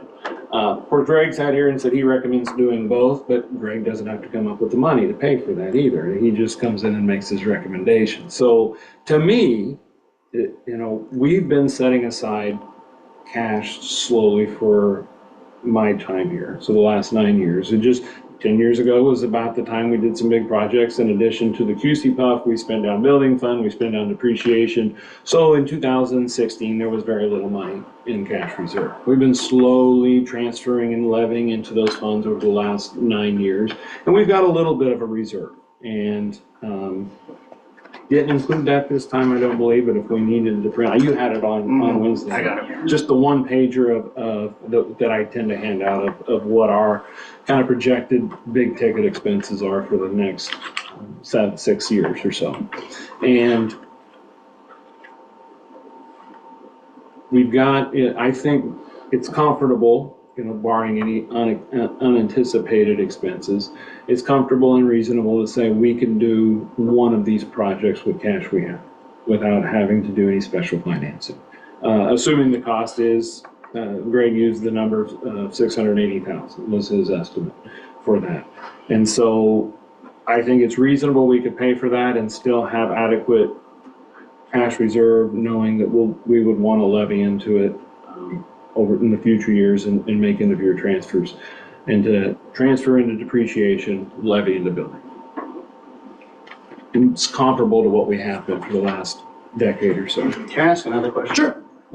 Greg, I know Greg, from my time here, but what does he do exactly? Or is he a consultant of some sort, or does he represent a brand, or He is independent. Just curious how he is affiliated with the heating and cooling. He does that on a pretty regular basis. He's an engineer. He works with big HVAC. Like he's done some really bigger projects, and he does a lot of schools too. So just He's an engineer of, I don't know, he had his information on his handout. Just curious, do we pay him a commission then? It was- Based on what he's offering then, is that the? It was X amount of dollars per hour, I think 200 an hour up to 16,000 was what was on the proposal. When we initially, because we had two estimates, one was from Advanced Engineering System, which was the firm we used when we did when we looked into using ESSER dollars to do the gym HVAC at that time, and that bid came in really big. So we had a proposal from them, and we had a proposal from Greg, and we decided to go with Greg. His cost was a little better. He gave us a discount with this being home for him. And so, did that answer your question? Yeah, I was just curious how he was, sorry, I'm behind on all of this, No, so. that's great. You know, I'm trying to catch myself up with how this is. He's got a rolled name into for it. his company. I could look it up. Sorry to interrupt. Mark, were you asking if there was a commission paid Yes. based on what we choose to do in the future? Yeah, Or- like- Oh, So, I missed that. It was just a flat fee. So is he just an hourly consultant then, Yes. and there's no commission based on? No, any no of this commission. stuff? I'm sorry. Yeah. Thank you. And he did the entire campus, like it wasn't just the high school. He went through and did Everything. high school, gym, Elementary, ag, fitness center, everything. did the press box. Yeah. Was there ever a second person to ever look at any of this, like, have a second, yeah, basically have just a second opinion of some of the stuff, that is, like, locally, like. No, we just With did somebody this. like Pope or somebody to come in and look at it, or is that above the, I don't think Dave would look at it, I mean, just having had these conversations with Dave before, I don't think he would ever look at anything that was, this is, and I don't mean that as him fixing the place, I meant as just an opinion An for him, opinion. to have just a consultation look through it. He works on my stuff, and we were having a side conversation about some of the stuff, because he still does some things for the school. oh yeah, he does this. So he comes in here and he was fairly familiar with it, so I was just curious if, that's ever been given any thought, just to get a second opinion of some of it. Again, that goes, Greg's works on very large projects, it sounds like, and people who work with have a lot of money, probably, to get those projects done. Well, they So, do. Some of them. So his company is called, the name he goes by is Strategic Design LLC. Mechanical engineer. He's a certified mechanical engineer. His company. what was it called? Strategic Design LLC.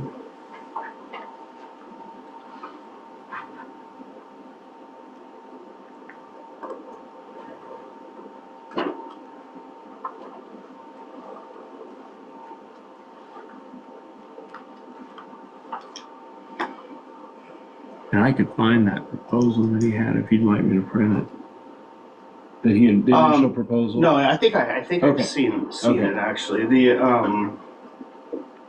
Not the findings, but the proposal from like back in September, right? Was when we. There were a couple bids, were Right, there? yeah, So, I've seen them. Okay, all right. So, You did say too, like the system, because it did heating and cooling, it doubles the wear basically, as opposed to if it just did cooling, it very well could have lasted 20 years type of thing. right, so the way I interpreted it, and anyone correct me if they heard it differently, it was brand new, relatively new technology when it was put in. It was the new thing, and it was kind of like the way it's been explained to me by folks that are the Dave Popes of the world. It's basically a commercial grade mini split system, and because it has to work so hard when it heats, it really wears out on the heat. And so they were advertised as having a lifespan of 20 years, and clearly that has not happened. And so here we are 10 years later, needing to replace it. And so the reason that Greg at least gave was that they work so hard, particularly in the winter, because they're rated so much higher. And to get from, you actually have a lot farther to go to get the heat when the temp gets down to these really low temperatures like we have right now than you do to get the cool air when it gets hot out. And oftentimes too, the system isn't used during the hottest months of the year. It's or you can turn it up to temperatures that aren't as demanding. Sure. You know, if you keep a room at 80, for example, or 75 or 76 in the summer versus what it might be when the kids are in there.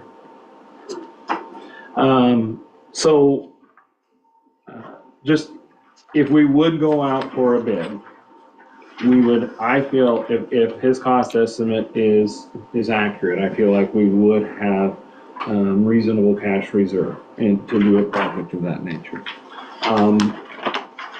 So, since I've never did big projects like this, but I really haven't done very many either, Yeah. so. 680,000. So when you sign a contract with a company for that, let's say they go over by 200 because something came up. Mhm. So, How does that work? great question. So, Cost you 200.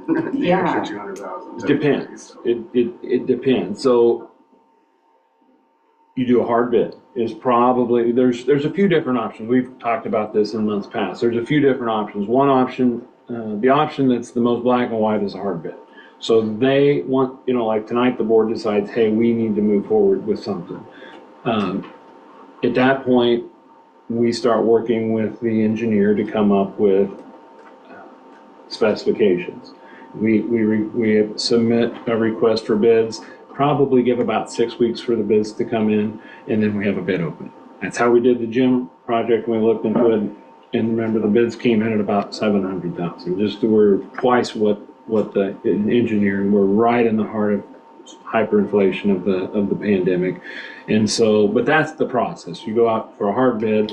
The advantage now too is it doesn't seem like the businesses are as busy as they were then. So you're going to see the Ruts and the Grunwald Mechanicals venture farther out of the metro areas because they're slow right now. Versus in 2021 when they were not even remotely slow. They couldn't keep up with the work they had. So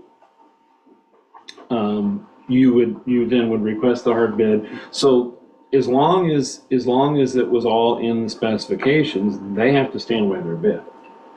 Now, if it was due to something that wasn't in the specifications and you authorize a change order, then it would be the additional cost. But a hard bid is a hard bid, and they have to stand.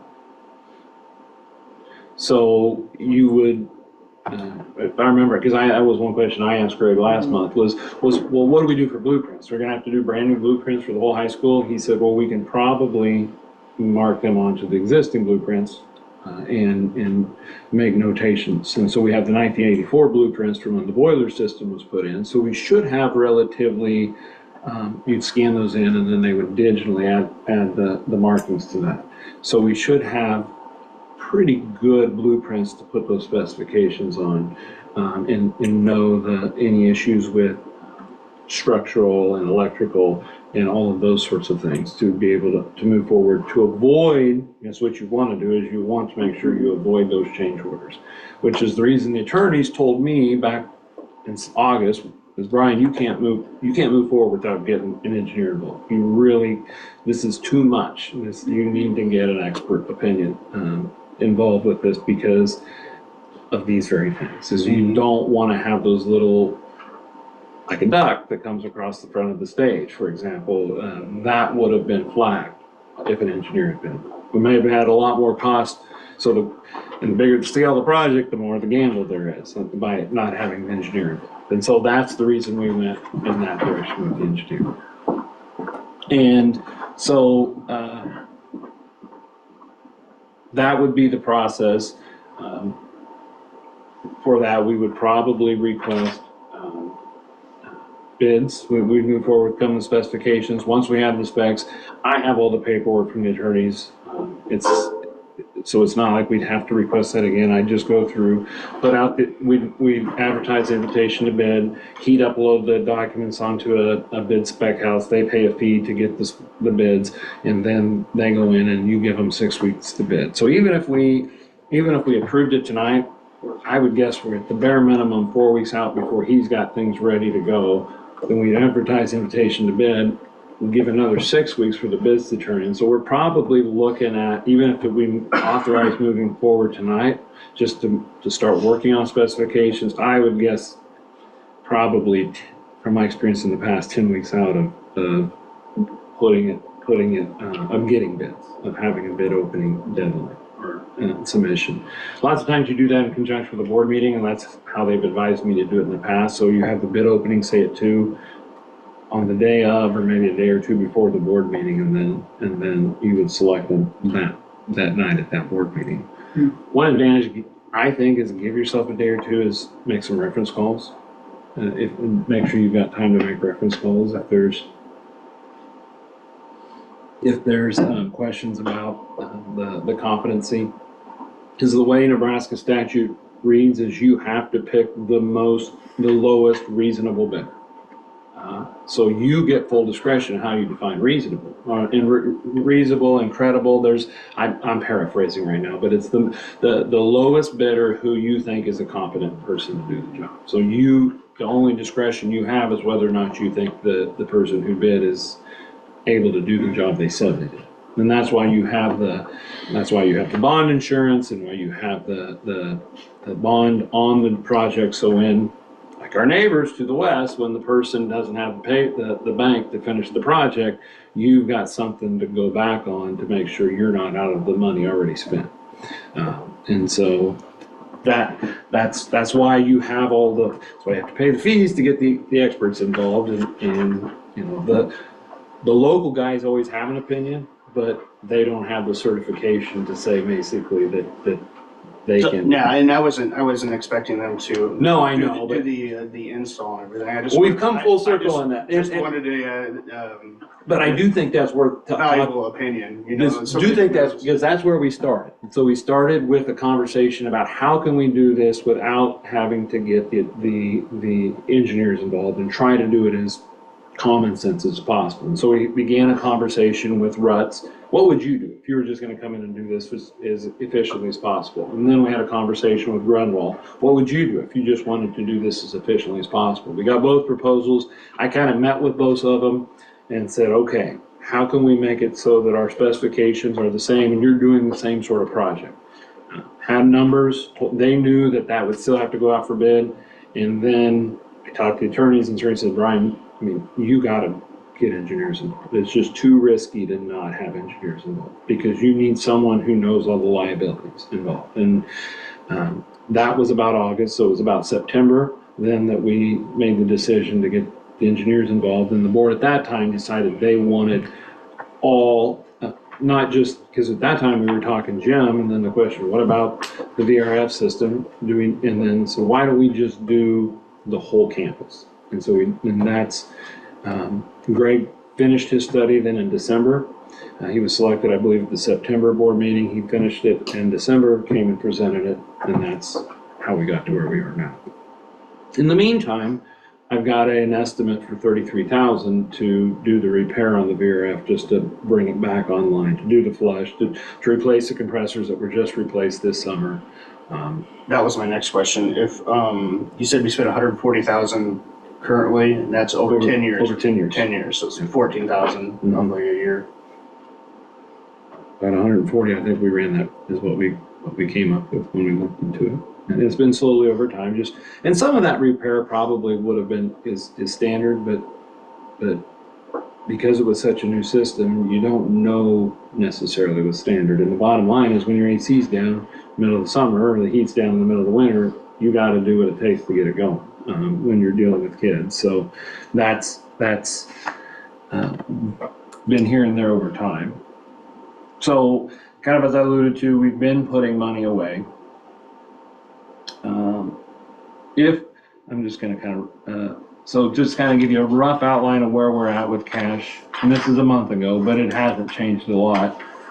we would have put a little bit in the building fund with the January tax payment. But depreciation fund, we had about 365,000 in there. Special building fund, we had about 540,000 in there, for a total of about $909,000. Then I have a link in my proposal for the 5-year big ticket anticipated expenses that we talked about. So if the long-term goal is to replace HVAC in the gym, the existing boiler is operational. It's original, so it's a 1974 boiler, but we probably should have it on the agenda or have it in the planning cycle to replace in the next 5 to 10 years, the existing boiler. Just knowing that that's about the point when the other boiler didn't pass inspection. It seems to be working fine. The cleanouts are easy to get to in it, unlike the old boiler, but it is getting up there in age. And, you know, Greg sat here and said, well, it's old, it needs to be replaced now. If it passed inspection without a lot of red flags, to me, that says it can go a little bit longer than that. Of course, I'm not an engineer and I don't have the expertise to say that. I just have my personal experiences with it. So if we to kind of give you an example, if we were to levy at the current valuation 3 cents into the special building fund earmarked for future HVAC projects, it would generate about $712,000 over 6 years. And generally we put in about a penny. Some years we haven't put any in. We've up to 3 cents at various times over the last 9 years into the building fund. So if the long-term goal is to not have AC in the gym, then it looks like, based on the proposals we've got, that it probably costs about $100,000 to put in a high-efficiency boiler.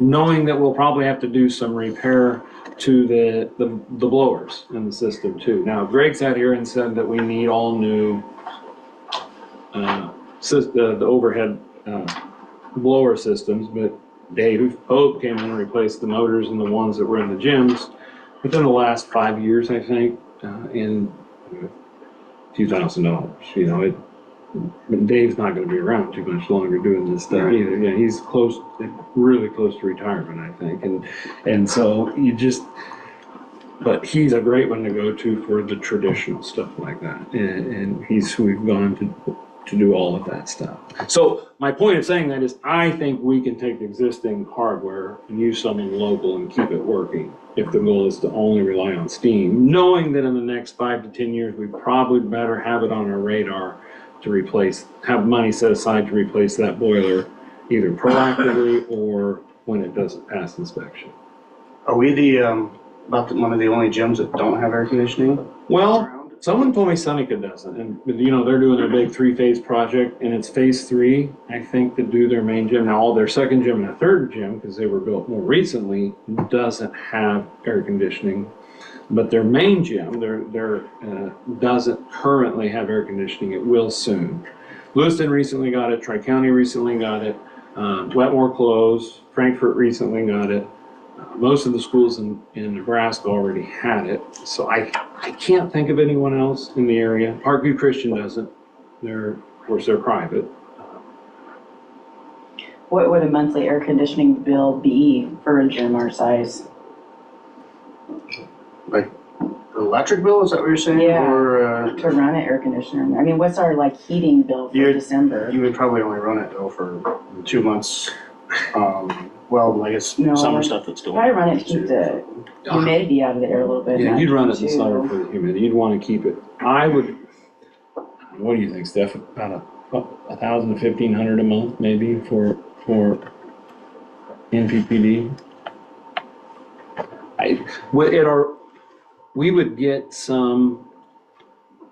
Because electrical would be summer and winter would be gas. Because so the gym would operate on RTUs. So the RTUs use gas, so they can use both gas and, now, different companies have different philosophies. Grunwald wanted to use boilers to heat the gym, because they're boiler people. They're pipe fitter guys.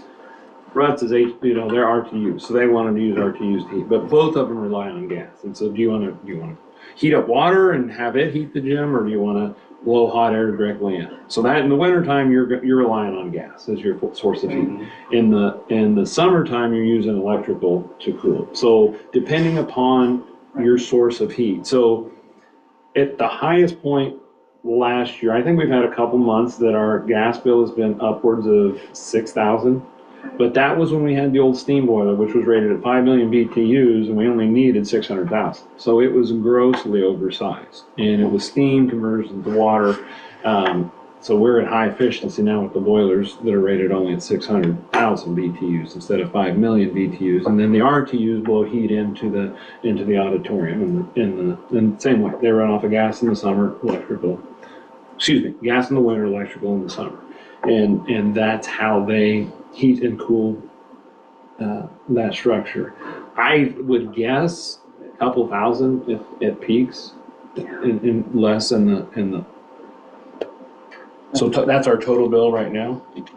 So total bill right now is 3,000 for electric, 6,000 for gas. So we are still creeping up there in gas.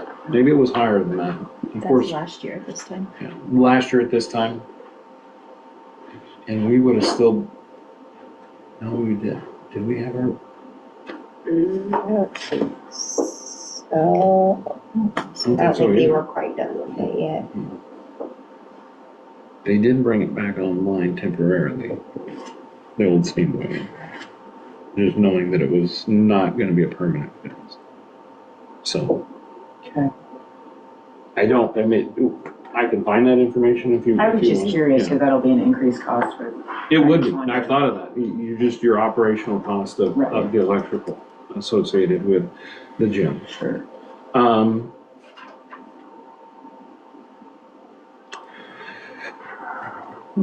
Any more questions on that? I think that's about it on the actual facilities. So then the question came up last time, or the recommendation at least came up, to do both projects. We should do both projects right now. But the reality is we don't have cash to do both projects right now. So if we're going to do both projects right now, we probably should we would have to look at some sort of financing, where we borrow the money now and pay for it over a period of time. The easiest way to do that is a QC bond. A QC bond is something that came up around 2013. It was a law passed by the unicameral that allows at the time, boards could go up to, I think, 5 cents. They've since scaled it down to 3 cents, so you can put up to 3 cents on your levy to issue a bond. It can go above your $1.05 limit, and it's not subject to any of the spending caps, other than the pink postcard bill. It wouldn't even be on for pink postcard bill. So it's not subject to any of your spending caps, levy caps, or your spending caps, or your revenue caps.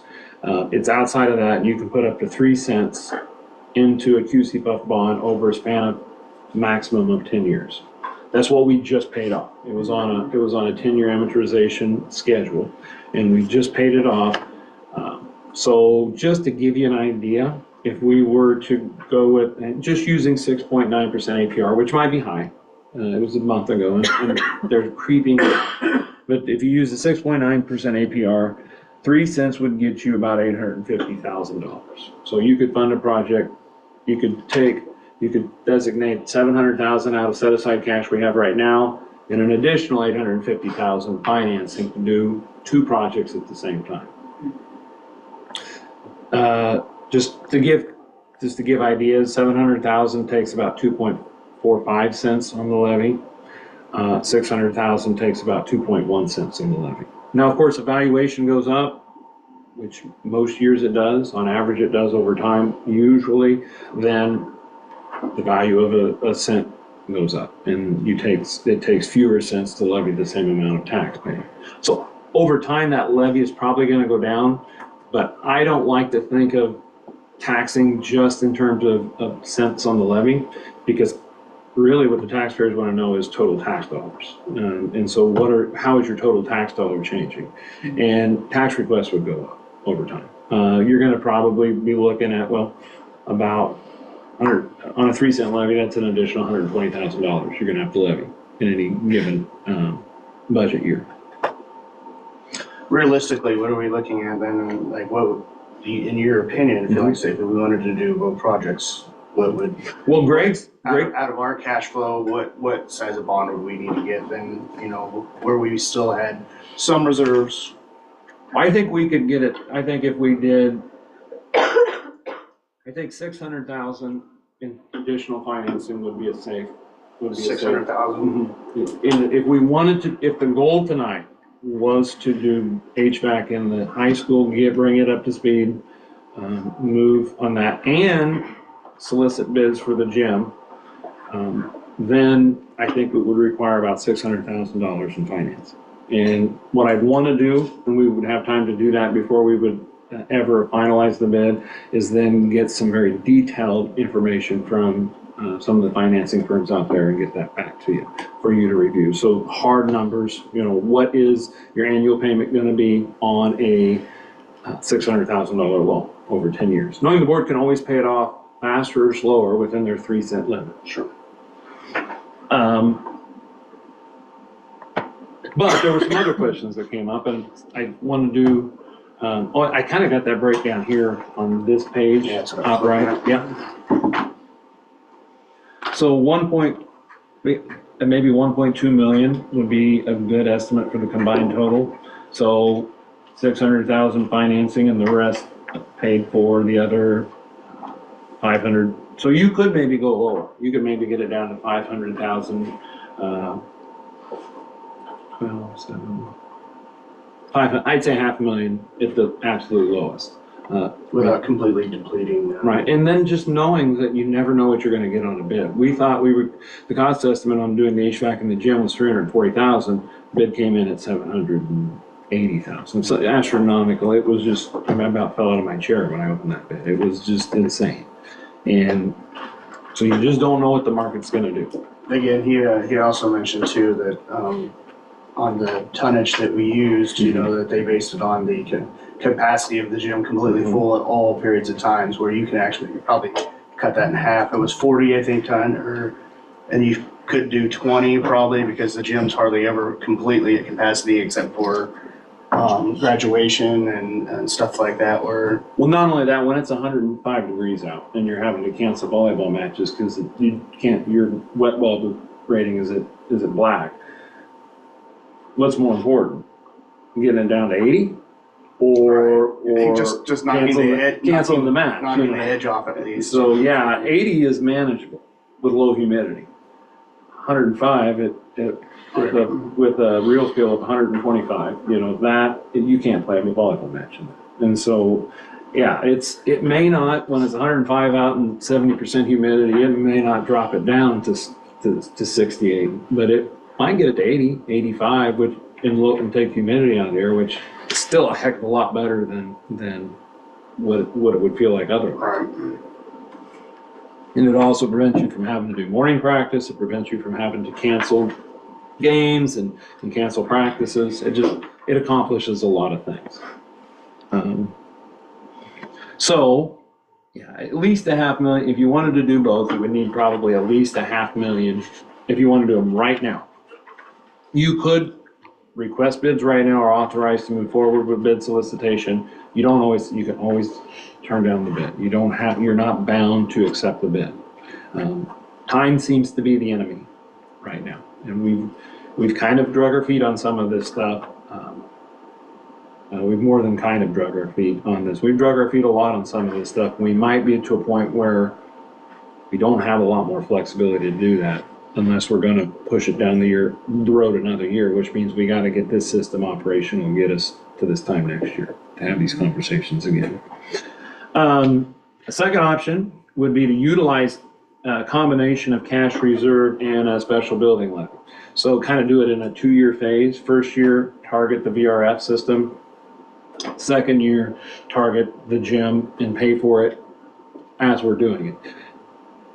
Wouldn't require financing, but it would require going with a high levy on the building fund in that 1 year. I mean, it would kind of give you an idea how much money you could generate with the different cent levels on page 3 of 5 in my handout. So 4 cents on the levy generates 160,000. 8 cents generates 315,000. 10 cents generates 390,000. 14 cents, which is the max, can generate 550,000. Now keep in mind, I say it's the max, but there are other caps too. So your building fund and your general fund combined, without a levy override vote, cannot exceed $1.05. I think currently we're at 84.5 cents, but that's the lowest we've probably been in the history of Pawnee City District, and that's not even an exaggeration. Usually in the past, the general fund has hung out around $1. We've been slowly creeping it down over the last 9 years, and so you can go to 14 cents, but just know then that the highest you can go on your general fund would be 90 through 91 cents would be the highest you could go on your general fund if you put 14 cents into your building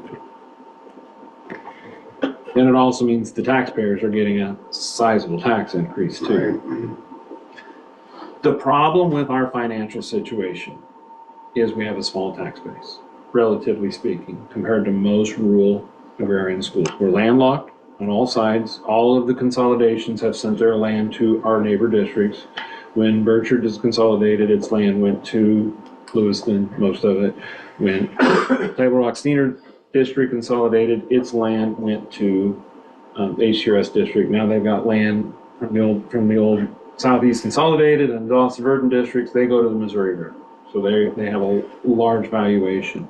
We're landlocked on all of our sides. We do get a lot of option-in students, but because of that, we've been very dependent on state aid.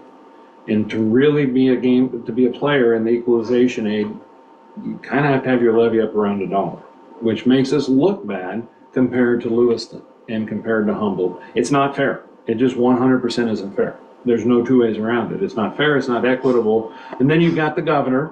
I have a lot of respect for the governor. I understand where he's coming from. He says, well, districts like Centennial, they don't get a penny. Or Tri-County, they don't get a penny. Actually, they do because they option a lot of students. But if you're one of those districts that don't option a student, they were getting no state aid. He says, why is that fair that all these metro schools are getting so much state aid and these rural schools aren't getting any state aid? Well, their levy's low. That's why. But it's how you tell the two sides of the exact same argument. And so that's kind of our issue from a financial standpoint, is we just really lack, and so for that reason, because we have a small tax base, 1 penny doesn't do very much. Which means if we get a huge increase in state aid in a given year, that's why I've always watched state aid so closely here and really meticulously learned the TIOSA formula, is because if we get a little bit of state aid, we can make a huge decrease in our tax request. The same way, you get a $300,000-$400,000 decrease in state aid, well, $400,000, that's 12 cents on the levy. That takes a lot of money, or it takes a lot of sense to generate that amount of money in our district, just because 1 penny doesn't do very much. So that kind of gives you an idea. You could do it in a 2-year phase and pay for it with a levy, but just know that year 2 levy is going to have to be pretty hefty. But it avoids financing. I think in terms of avoiding the sticker shock effect with the taxpayers, probably the QCPF option is the more stomachable approach, because you're spreading it out over multiple years, but you are paying interest that way. Versus if you pay for it and rip the Band-Aid off, you're not paying interest. So some other things that came up. What about adding a second gym? What if we added a second gym? So I'm just going to read through my notes here. This opinion would presumably be done in addition to or in conjunction with HVAC upgrades listed above. Costs included in this option are estimates, and if there are serious interests, we'd want to get some more specific information.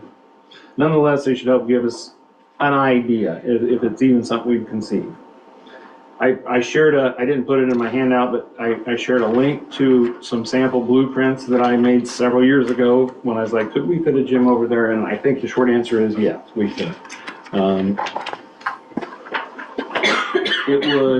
I shared that drawing with Greg Cole. He got back to me and he said, and this was his comment, you've redlined a 12,580 square feet addition I just received information from another school project, the price, and bid an alternative to a renovation project that had 12,300 square feet, gymnasium and similar space. The bid came in at 6.6 million and did not include AV for any contingency. I don't know what AV stands for, but just basically, I think,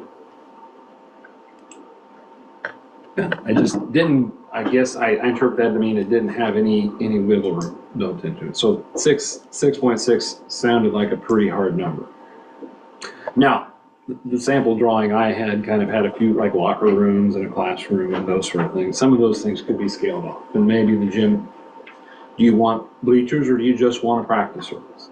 Those could be questions. You could shave a lot of money off if you just want a practice surface or a second gym to go to for recess or indoor recess and those sort of things. But just to kind of give you an idea, to do something that would have more locker rooms and maybe a classroom in a 75 by 100 gym, a comparable scale was about $6.5 million at a recent project. It would probably could be addressed one of two ways. The most typical is a traditional bond where you go 15 to 25 up to 30 years on an kind of like you would on a mortgage, right? And then you go out to a vote of the public, and the public either says more than half the voters say yes, or more than half the voters say no, and you either move forward with the bond or you don't. And that would be the way to do it. There's no limit on how much you can ask for, and maybe there is, but I could do more research if there was serious interest in that. The other option is lease purchase, and lease purchase has been targeted a lot lately by the legislature. But ultimately, they haven't ever, to the best of my knowledge, and I stopped short of asking the attorneys, and I'll do way more research if the board truly has interest. But what I learned with the lease purchase financing option is basically you have up to 7 years that you can do the lease purchase. They build the structure, and then you're paying them back using financing. And you're paying them through traditional levy methods, either the building fund or the general fund or a combination of the two, which means all of the levy limit caps are applicable. The $5 limit, the increase in total expenditure increase, your pink postcard, and then the property tax request limits. Those would all be in play with the lease purchase. Probably the last one, the property tax request increase, would be the one that would be most consequential to us, and maybe the $5 levy. But you could conceivably do it, and as I understand, lease purchase can still be done as of January 13th, 2025, without a vote of the public.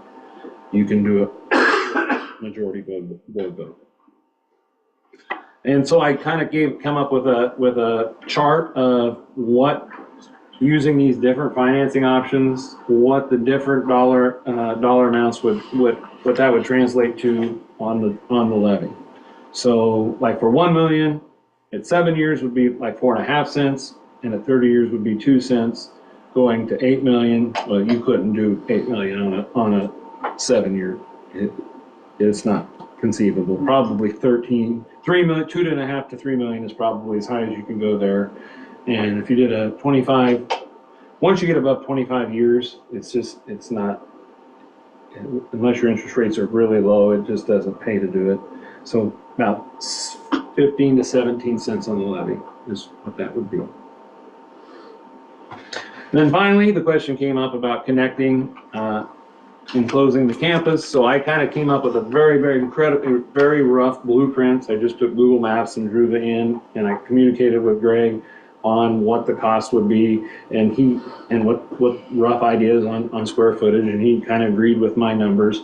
So we kind of roughly came up with a total to run hallways in between these buildings, and then also to have them to go over to the kind of the north double doors on the gym.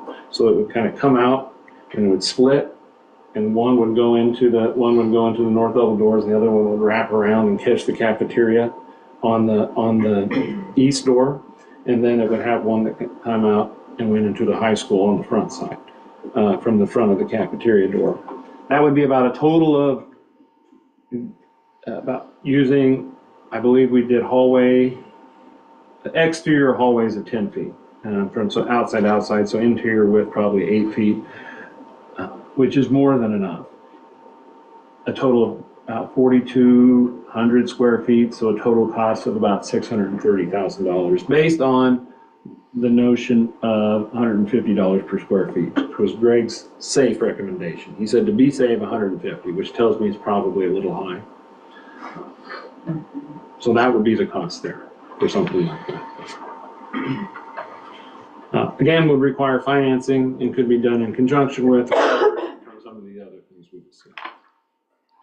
So I know that was a lot of information, but I wanted to make sure we touched upon all of the stuff, that all the questions that have been asked, and what it really boils down to, what do we want to do, if anything, tonight? My recommendation, it's taken me a long time to get here, but I think at this point, we're doing more harm than good just to milk the VRF system any longer. So I think a good next step would be to give me permission to work with Greg to start coming up with specifications for bidding for the VRF system. If you want to do anything beyond that, it really comes to, it depends upon your willingness to absorb financing. I think we could always, if you weren't firm in what if you weren't sure, we could always bid them as separate projects, but have the bids be due at the same time. We could always choose one or the other or neither when the bids come in, or both. It's just going to be a little more cost associated with updating the blueprints. The beauty of the gym is the blueprints are done. They're all there. He just has to go in and tweak them a little bit. My opinion is I think we should do what he said, Greg said, and go both. At least get the bids. We're not locked in on both, but I think the high school has to be done. Then I think we should probably go a bond and look into that further to see what costing is on that as well. And then if it doesn't make sense after we get that information, then we can peel one off. Personally, I think we should probably get the process rolling. And regardless, I think the high school probably needs to get done. But I would probably do them separate if you can. So, well, and I think you may get a better cost if you do them together. So I don't know if they can they code it either way. I'll find out about that. I don't know for sure, but I would hopefully, if you have them both do at the same time and turn in at the same time, you could reap the benefits of the person. You could have a situation where, for example, I think we're going to get bids from Grunwald and Rupp, which that's great because we couldn't get either one of them to even give us the time of day in 2021. So, and then hopefully we get like Prairie Mechanical, although I think they're still ticked at us because we didn't take their bid last time, but we might get a few others to bid as well. And I'll certainly reach out to all those folks and say, hey, turn in a bid, but I'll call Steve and I'll call Reggie and I'll say, hey, we're finally moving forward with this. We want you to bid. And they both seem pretty eager to bid, which is good for us because that means they're slow and they need to get a little more out of their, farther away from the metro areas to do work. But you could have a situation where Rutt's got the bid on the high school and Grunwald got the bid on the gym or vice versa. Right. I also think when you're bidding it out, you need to, what Greg was saying about the tonnage stuff too. So if they bid it at 40 tons per, we should look at it, what we actually probably need at 20. And just when we were talking, to cut if it's completely full and hot, just getting the temperature down to something that's manageable where you don't have to cancel. Well, for pricing, I think. I hope I don't offend anyone else by saying this, but Mark, you sound very knowledgeable in this stuff. I mean, there's a few different ways you can go about doing that. You can have the committees meet and kind of square out all those details with the person, or you can kind of delegate it to me and have me do it, or you can do kind of a hybrid of that. Maybe one board member who's well-respected and has a little bit of flexibility in their schedule to sit down and it's always good to have another set of eyes and ears in the room Sure. when you're having these conversations. Just that way, it's not always, you have to take the word, you don't have to take my word. Right. You know, but I know with our work schedules that it's not easy lots of times for people to be in. I know like JW, he really was good at that stuff, but he also didn't have the flexibility in his work schedule to be here. I'm pretty flexible as far as. Well, and you're closer too. I can be here at any time. That's my daughters. I'm dropping their phones off and. I'm okay with getting bids, but I'm gonna be honest, I'm with just for replacing just the high school VRF right now. I'm a little more, Honestly, that's Conservative where I'm about at it. too. just because I wanna have some cushion. I think we definitely need to move forward with the high school. That's definitely a priority. We can get bids on the gym and go from there and see, but I think as far as tonight goes, I think we need to start pushing through for the high school because shelling out thousands of dollars every month isn't for what? I mean, it's kind of a waste. What do you want to make a motion? Sure.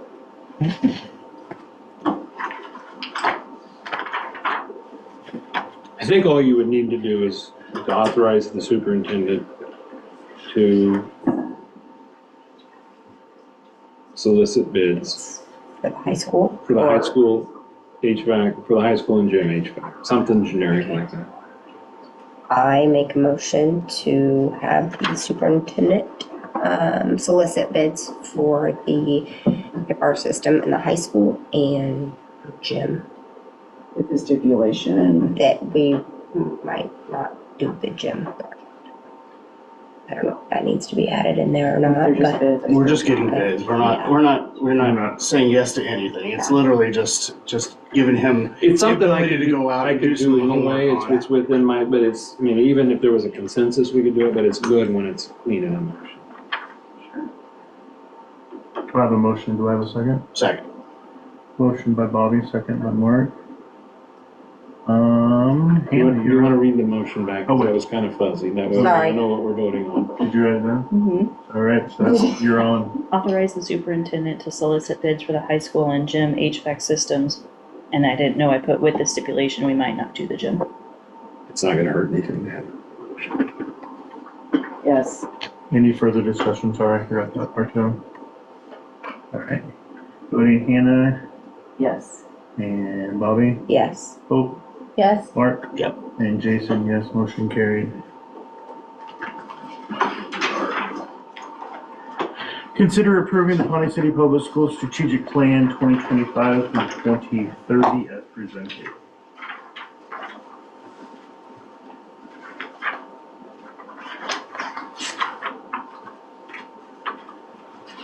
I make a motion to approve the Pawnee City Public School Strategic Plan for 2025 through 2030 as presented. Motion by Bobby, do I have a second? almost second. Second by Hope. Discussion, Bobby? No, I mean, Brian kind of touched on it a little bit in his report, but I didn't know if you wanted to go into a little bit more detail, if anybody else needed. I think it's gonna be a great opportunity for people to work together and to help ensure we have systems in place for when individuals come and go from the district, so that we have that already, but just, it's gonna add much more structure to it, and it's going to be a strong endorsement from the community, because it heavily involved the community. So I think the timing on it is great. And this is just, like, we're not putting more on the teachers with this as far as, they already have a lot going on. I'd be curious to They're in know, agreement with it. well, they were involved with it, I don't. Not all the teachers. Well, you're right, yeah. I think it's a good idea. I just want to make sure, since it directly affects them, that they're on board with it too. All of them. It wouldn't involve any additional work, or it won't involve any additional work outside of the regular contract day. So I would think that, well, I would hope that we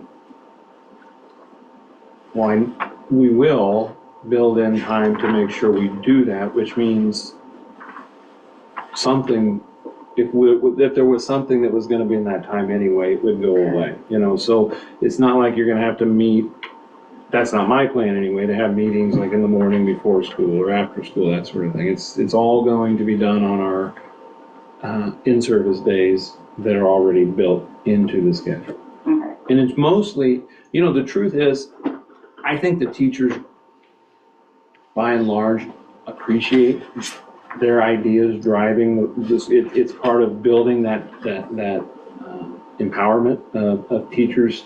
You know, one of the critiques on my evaluation has been that we rely on the same group of teachers all the time. And this is a way to get all of the teachers involved in that conversation and having them at the table, and then letting them, they may not get the group that they want to be on, but letting them have some say in what group they want to be on, and having them meet just once a month during a contract day just to discuss how, you know. So one of the things I think some teachers are going to have it. They have some pretty good ideas about what is going to make it, going to give us the leg up over HTRS, what's going to give us the leg up over Lewiston and JCC on drawing in teachers.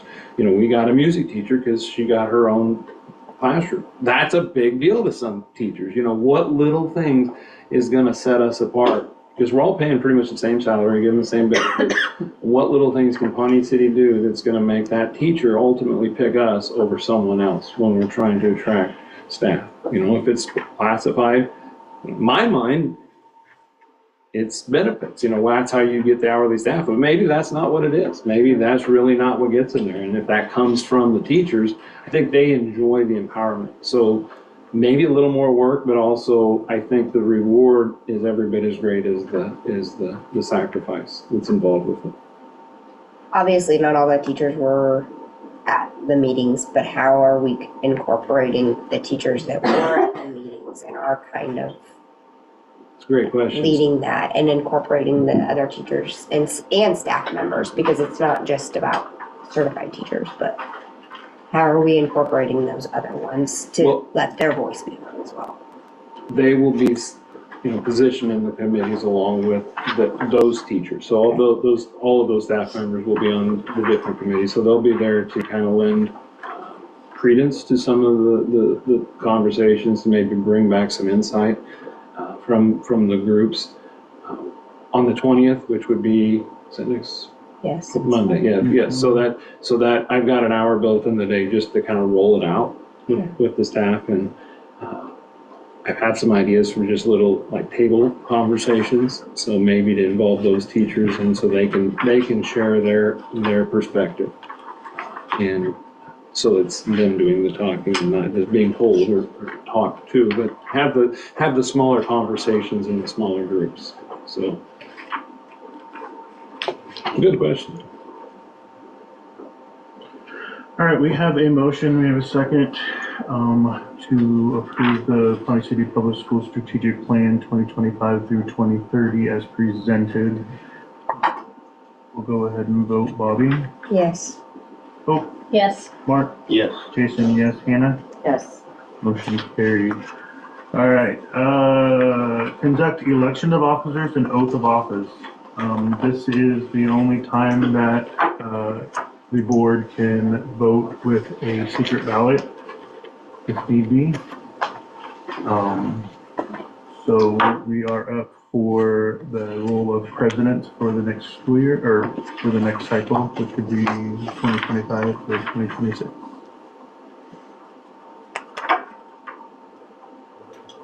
I make a motion to have Jason be president.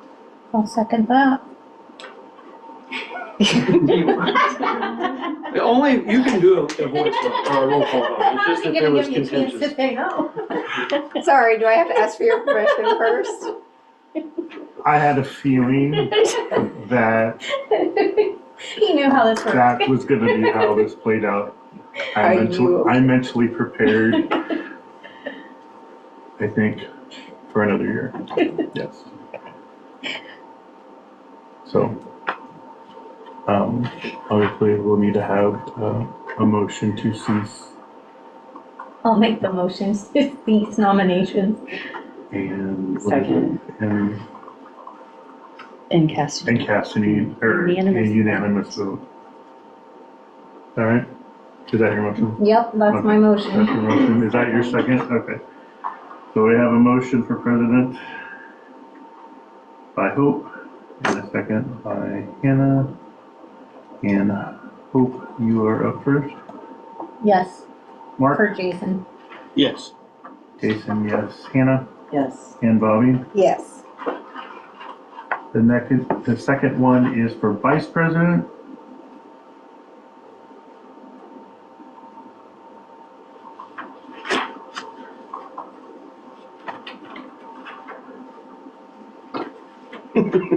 Silence in Are here. there any We're, volunteers? we're the newbies.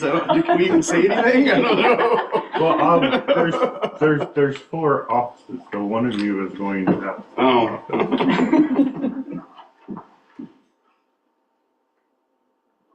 Who is it currently? I'll nominate Bobby. Thanks. I will second that nomination, and what am I supposed to To cease the say? nomination. Cease nominations and cast unanimous ballot for Bobby.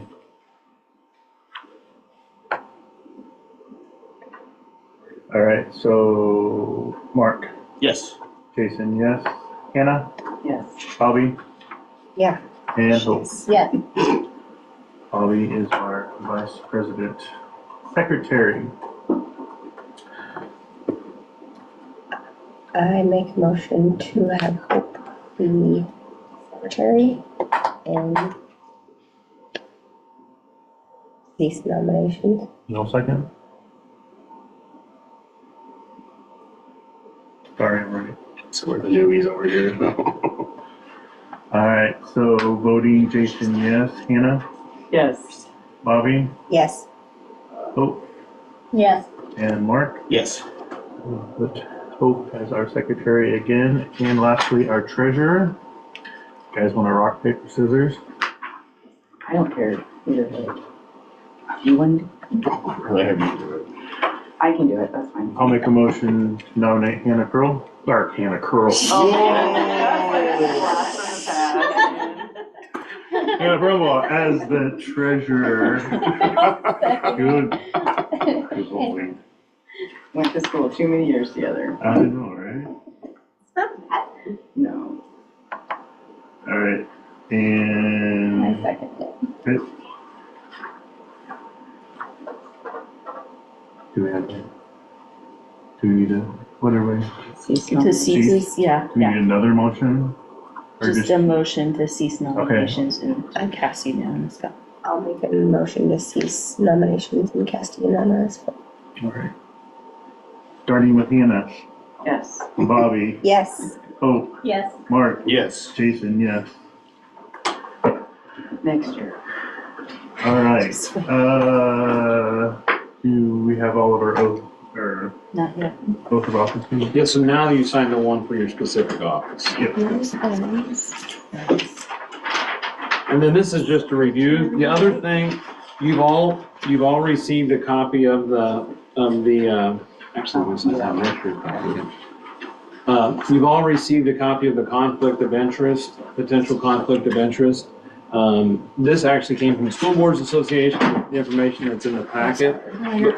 But based on law changes, the attorneys and the School Board Association are both recommending that we do this annually, just have the board members fill out any things that they might think could be conflicts of interest for them. And that way, we don't have to do anything with it other than keep it on file. I think it's more of just that way you've given some thought to the process, that what might be a conflict of interest for you.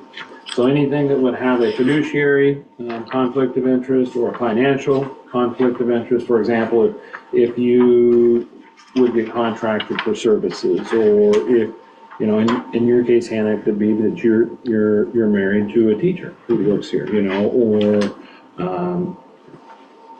I used to do one for when Carmen used to do physical therapy here, and she was, that was a potential when I was a board member. So there's, you know, anything you could think of, and if you can't think, just write none and fill it out. And we just keep those on file here locally. They don't go to the Attorney General's office. It's a new process. That way you've given thought to, so anything that could show up on claims would be a potential conflict of interest if it has a personal tie to you. So like if we were gonna buy a bunch of, Garden hose. garden hose reels, right, then Sunny Day might have a conflict of interest. Or if you were going to bid on something that the school would do, or if you still could do that, you would just have to abstain from the vote.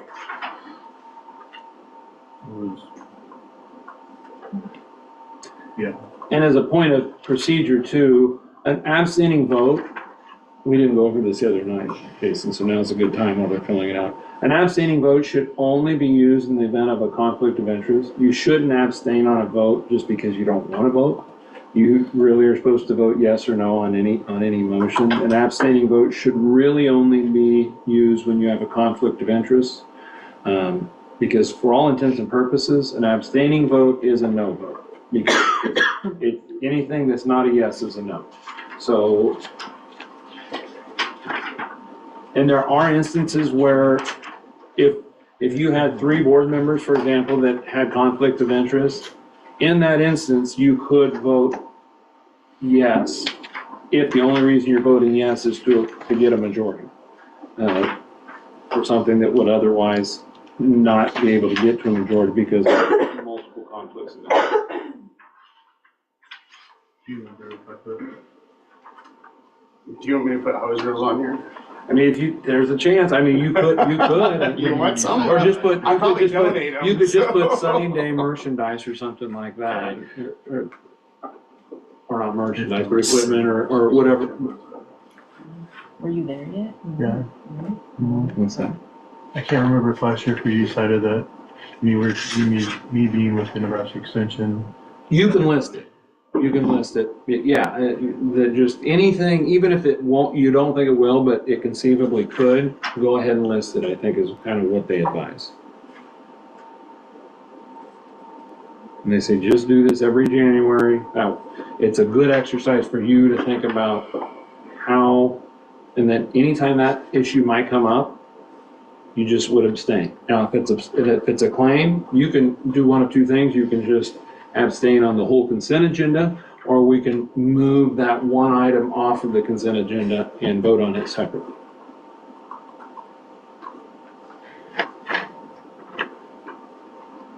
Figure out my new address. No idea. If I put Sunny Day Products, then business in which you're associated with, or you, or? I think that would be, yeah, you're just Sunny Day. Okay, put anything much. And there's very possible that you don't have any conflicts of interest. It's just, and then you just put none, or I can't think of any, or something. Probably updated it.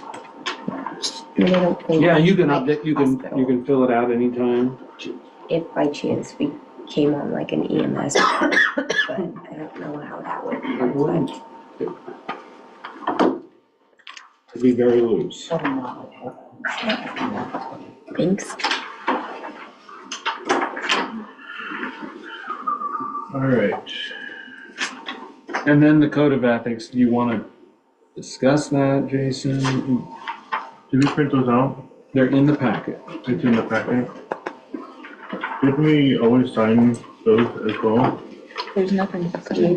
Or, We've done it a few ways, we've just, well, like I said, they're in the packet, maybe they're not in the packet. Maybe I forgot to put them in the packet.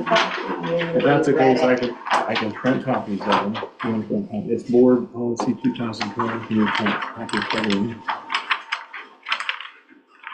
You have it in this thing. I did, yes. Here it is.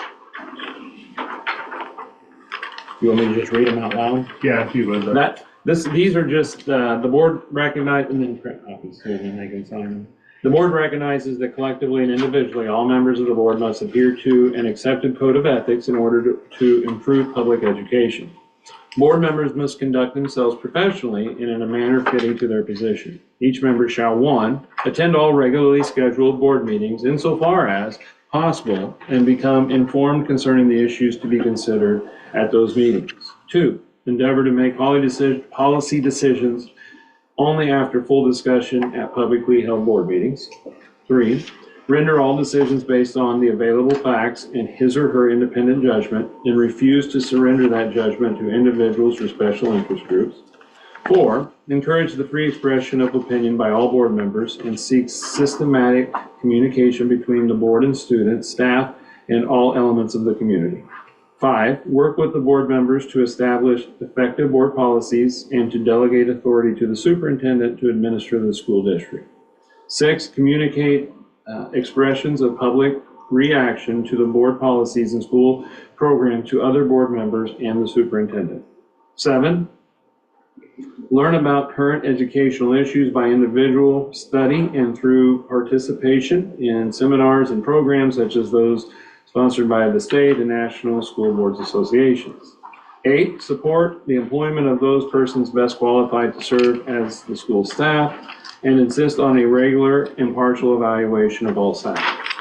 9, avoid being placed in a position of conflict of interest and refrain from using the board member's position on the board for personal or political gain. 10, refrain from discussing the confidential business of the board in any setting except at a board meeting. 11, refrain from micromanaging the affairs of the school district. 12, recognize the superintendent as the executive officer of the board. 13, work constructively and collegially with the other members of the board, students, staff, and patrons. 14, refer complaints to the superintendent or building principal as appropriate.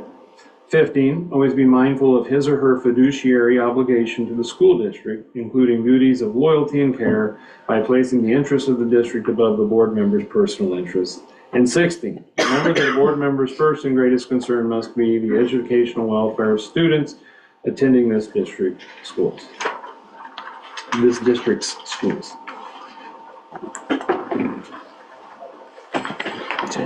I think we can just make a note in the minutes that it's been reviewed. Awesome. Do you want them to sign it then? Ask Jason. I did. I'm fine. That each sign one, or Yeah, how do you wanna do it? Guess we could let sign us it. all We sign should all one? sign one. Yeah, right? that's right. There we go. Did Mike sign this and give it to you? The oath for the vice president? Oh, I did not. I didn't know if it was just a generic. That's only when you first join the board. Yeah, that's just a one and done. All right, as that's going around, moving on the agenda, discuss and consider any action pertaining to fulfilling the superintendent vacancy and the district's administrative structure. We've had presentations from both the Nebraska School Board Association and NERCSA this evening. I'm not I don't know where I'm at on either one of them for sure. In my head, I think I might have an idea. But as we are discussing our next steps, I think we should really think about where we want to go, how we want to do. I mean, whether do we want to hire a superintendent and principal full-time, or do we want to hire a part-time superintendent and a full-time principal for the elementary? I mean, this is the time that we really need to discuss how we want to move forward. And I think with the strategic plan as our guide, and it's a really good tool for us to use going forward. So when we discuss if we're gonna use either one of these entities to help us search for a superintendent, we keep a mind open to what we are actually looking for. Does anybody have a strong feeling of one entity over the other? You wear both hats now, is that I do, right. correct? So I'm the Can you element. explain that a little bit of what you're trying to split two things here? So I would think, I'm gonna talk a little bit without, I'm not gonna throw my opinion in terms of picking one or the other. I would just say that you need to make a decision tonight on how you're gonna do it, because the longer you wait, the more it is to your disadvantage. So you're gonna wanna pick one or the other. I think both would do a perfectly competent job. To your question, now would be the time to make an administrative structural change. You don't want to leave that to the next guy. If it's an unpopular decision, blame it on me on the way out the door. Same way with the bond issue and all that. That was Brian's fault. He made us do it. That's what you do. You make these tough decisions as I'm leaving. You don't, if I would have, this is not because of me or you or anything, this is just human nature. If I would have come and said, we need to change administrative structure, everyone would have said, Brian doesn't want to work as hard. He wants to take time off. Now's the time to make that decision, so it's not the next guy coming up with his own, or lady, coming up with their own job description. So do you want someone who's going to be a superintendent elementary principal? I will tell you, my contract says I'm a 30% principal, 70% superintendent. In practice, from 8 to 4, a lot of days, it's about the other way around. It's about 70-30 with behaviors and those sort of things. Evaluations, observations. Some days you just gotta try to keep people out of your office so you can get some work done. But the reality is it takes a certain type of person to really be able to put in a lot of those hours outside of the traditional day and do those sort of things. I love it. I love working with the kids. I love working with the teachers. My concern for you as a district, us as a district, is that it might turn away some otherwise competent applicants. But it also might be a good litmus test of what type of people you really want to bring in. If they don't want to do that job, maybe you never wanted them in the first place. So those are things to think about. I don't think you have to make that decision tonight. I think you have to make it by next Monday, or if that's when your next special meeting is. I do think tonight you have to pick a search firm and pick one of those two. You could have me do it, but it won't be done as well. That usually you only have it done in-house when you got a good idea that your candidate's in-house, or you know who you're going to pick. Like John Rother, they picked him in-house. They didn't do a search for him. Dill Rodell's going to have Matt Metzger be their next superintendent. Those are internal decisions, but if you don't have that person on deck, then you pretty much just want to open it up. And even if you have someone in-house, but you want to make it competitive, you still want to use the search firm that's going to go out and find those people. That was one of my questions, is if there is somebody on hand that is interested in the job. This just became available, though. Does anybody know, is the word out even? If we did have somebody that was interested and we had a search firm, they at least send them through the firm then? I feel like the background checks and all that stuff, maybe. Well, me hiring people, I typically look in-house, who is here, who has interest, who is capable of doing it. In-house, I don't think we have anyone who has. And then go that direction. I don't think anyone has the district level certification, to the best of my knowledge. Don't move this way. I mean, you guys have experience with these guys. I may be in the path. They both seem pretty comparable, but. Were you hired by Pawnee with a direct? We used McPherson and Jacobson when I was hired, which was Mike Lucas, who was at York at the time. Now he's at Westside, and they are mostly active superintendents who are search firms there.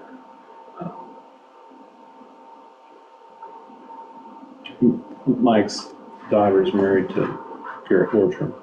Oh, I see. So there's a connection there. Gotcha. So right now we need to decide who we're using for the search. And think about administrative structure. I will say this. I really don't think any one person, whoever it is, can do the building principal job in both buildings and do it well. I just think we have too many needs right now in our two buildings, from the teachers and the students, that even if they spent 50-50 right down the middle, they would be doing a disservice to both. I think you'd be better off hiring. That's why I was never going to let Derek be the elementary principal, because I don't think he could do it. Not that it's Derek's fault, it's just that you can't be in two places at the same time. I think you would be better off hiring a super to do it again, like I have, or adding another administrator. Has it always been that way though? My next question is, so say we just decide to split it up as two, do we even have a location to have two people, space wise? Or I mean, financially? Cause I mean, you're gonna have two pretty hefty funds to Yeah. attract somebody. Yeah. Somebody's not gonna come do it for 50,000 just because we're splitting it, you know, or 60. I think there'd be a lot of interest in an elementary principal. I kind of do. I've already had a little, I've already had one reach out, hey, don't forget, I'm certified to be a principal administrator. So maybe not as hard as you might think to fill. I think they'd be okay to fill, I'm just saying financially, can we afford to pay Financially. two separate large sums? Well, Pay 3 administrators. figure 3 to 4 cents on the levy is what it's gonna be for another administrator. Can I give just a little input about the workload when you're considering the structure? So I don't think Mr. Rottinghouse would probably say this about himself either, but you know, he's already operating as superintendent and elementary principal, both of which are full-time jobs. And he has spent, you know, in my time here, just an increasing amount of time as building principal, which has changed the outcomes for the kids. The kids are getting supported more, much more. The teachers are getting supported more. But that's because he's spending his literal entire workday as principal most of the time. You ever see him at ball games, he's on his computer working, even if it's a Saturday morning game in Lewiston for his kids. You're not gonna find many people like that. Like, for example, I, as the high school principal and AD, those are not 2 full-time jobs, but it's more than 1 full-time job. So when people ask me, like, how are you doing with that? I always tell them, well, I just don't do either of them very well. You know, because neither of them are getting done to the ability that, or to the extent that I would like to. So I'm not trying to oversimplify, like, I realize the financial situation, so I'm just giving some input. To find somebody that's going to do them both and do them well to the level at which people expect them to be done, that's gonna be next to impossible to find. And so, I mean, even now, like this last 2 years, I've had Tyler Farabee as assistant AD. That's helped a ton, and I'm still just treading water much of the time. And I have a young family, so I'm finding that balance, and I'm not gonna sacrifice my time with my kids, so I'm gonna draw a line at some point. And I'd say if we're wanting that type of person, if we're wanting a family, you know, if we're wanting a person with a family to join our school, we need to be really thoughtful about what we're asking of them. And a superintendent to serve as an elementary principal and do both jobs well is a really, really big ask. So, like I said, I'm not trying to oversimplify the other aspects of the situation, just giving some input about the workload. But I am gonna play devil's advocate now that I've thrown it out there, is over the years, you've heard me say this, some of the policy gals read me say this. I've been told we need another section of preschool. We need another administrator. We need to add family consumer science. We need to split our elementary sections. We need to add a nurse. We need to add a resource officer. We do all those things. That's $2 million. You wanna know why I know that? And I'm not pointing fingers in a negative way, but Humboldt has all those things. And they can afford it. They have the exact same enrollment as us, and they have a budget that's $2 million more a year than ours. But they've got a levy they've got a district that goes from Steiner to the Missouri River too, tax base. We don't have that. And so that's the flip side. Sorry, Mr. Ness, but I think they gotta hear it both ways. And you've got to, of all those things, and I've been really good at saying no over the last night, to board members too. I remember AJ Tomke pushed me hard to expand preschool, and I said no. I said, you tell me what we're gonna cut then. I'm all for having 2 for the positions, because I think it's a big deal. And I want what's best for our students and teachers, I am.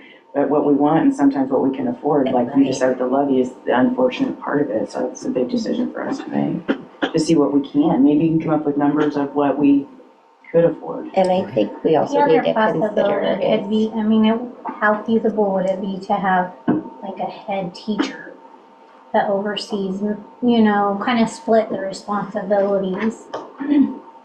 What would be that?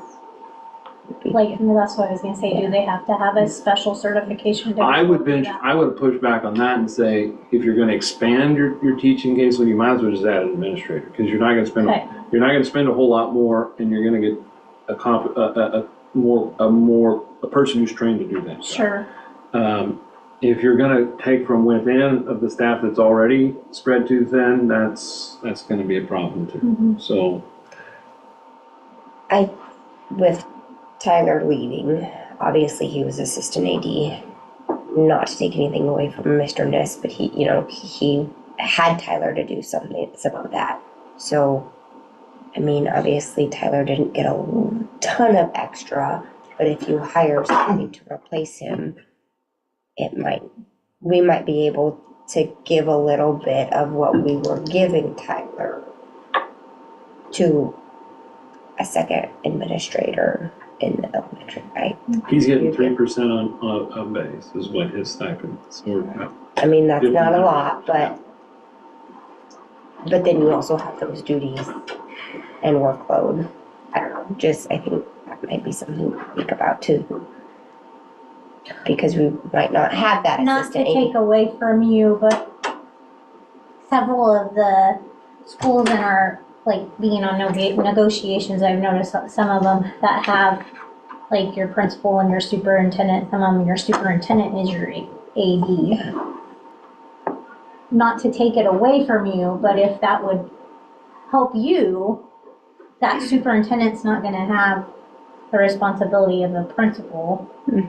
Not saying they still won't have a heavy workload, but maybe that would alleviate there as well. So currently, the superintendent AD combos I know of are Randy Court at Meridian, Doug Goals at Fall City Sacred Heart. There's one other, who is it? Because Kaler doesn't do it anymore, Marley doesn't do it anymore. That's how Williston used to do it, was their superintendent. Yeah. That was Yeah. Mr. Duncan, yeah.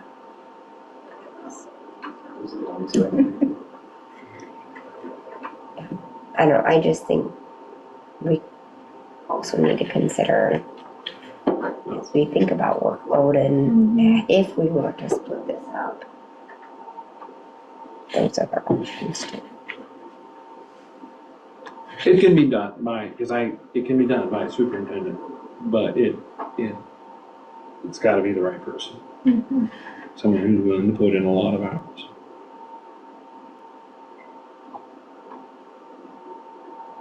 Anyway, that doesn't have to be decided tonight. It does not. What does have to be decided, we need to move on a search firm so that we can get the ball rolling.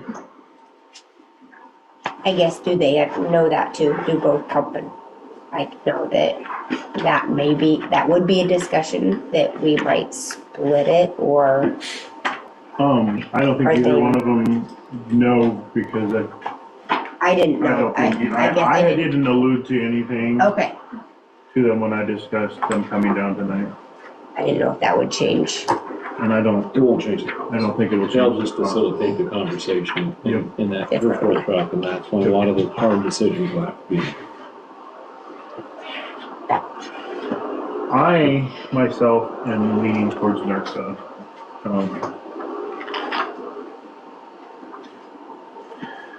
And it's all just a gut feeling. I don't know how to explain. They were cheaper by $500. That's one thing. And you get a free conference out of it. And a free conference. But you also get your two That's a good surveys, conference. If you've got time, to- yes. the Nebraska board. Yeah. The two surveys, the two. So the superintendent survey, It's superintendent evaluation. evaluations, yes, sorry. Was that the first or second one? That was the second Second one. one. From using And I've only to used the, using their principal's evaluation. Very confusing. It's very, It's not user friendly. no. You're talking about the NASC. So yes, That's what we yes, used to use. it None is. of us liked it. Okay. It was, It was a struggle every Not it was a struggle. not worth saving then. No, in my opinion, no. In my opinion, no. Same with It was not. NRC, NERCA, whatever. I guess we've only used KSB for the last few years. And it is, And I like it, I just it didn't, is, okay. it is user friendly. I would, if you get stuck on something, you know you have that video to fall Yeah. back on and have them re-explain everything. You don't have that with the other. If I remember right, it was And just wording, a drop down and. and very wording, cookie yeah, cutter. like, Okay. yeah, even with that one, they give you like suggestions of like question, or like answers Mhm. even. With NSBA, It it was, the wording was confusing, it was very complicated. So you need a motion to pick one? Yes.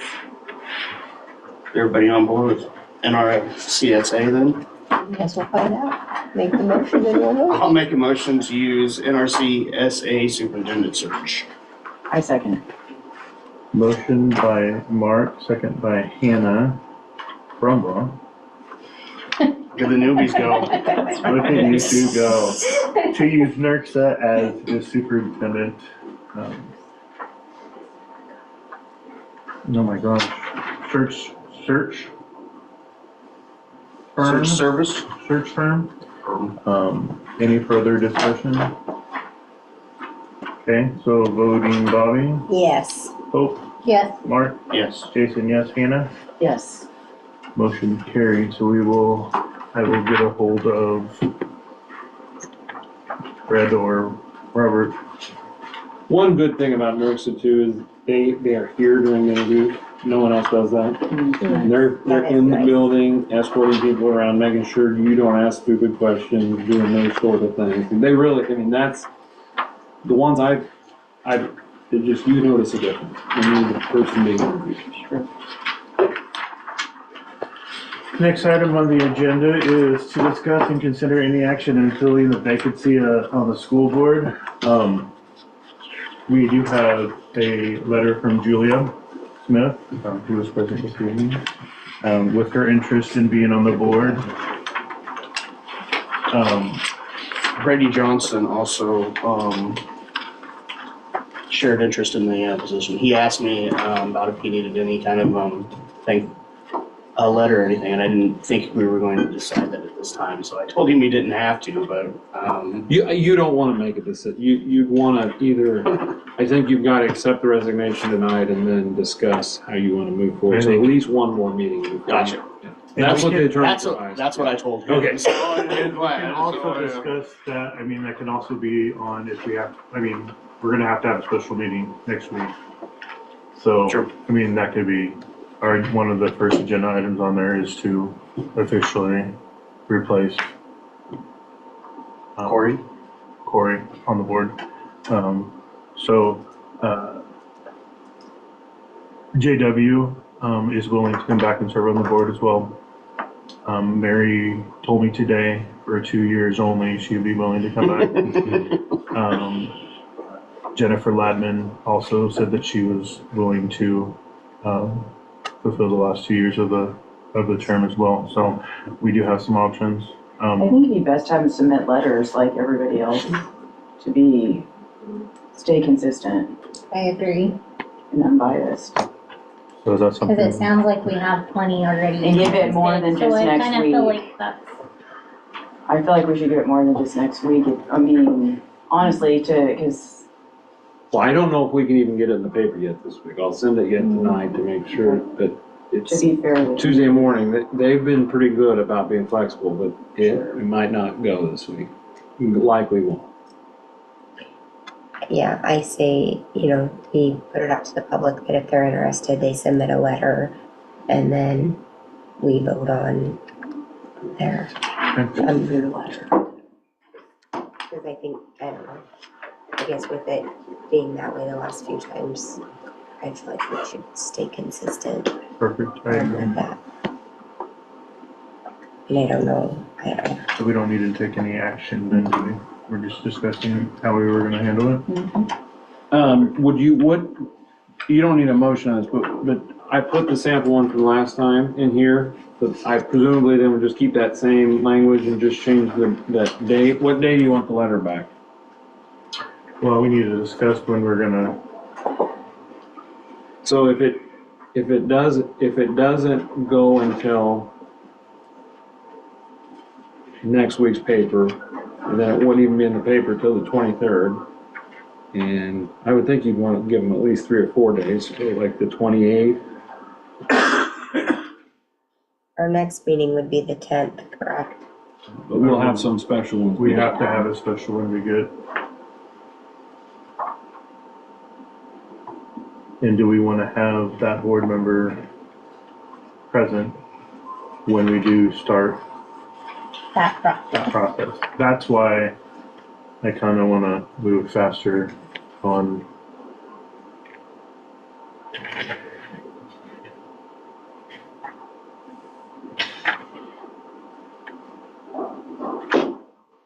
Well, according to these tentative schedules, Our next meeting. we're going to be meeting pretty routinely, possibly, if we're going with the NRCSA.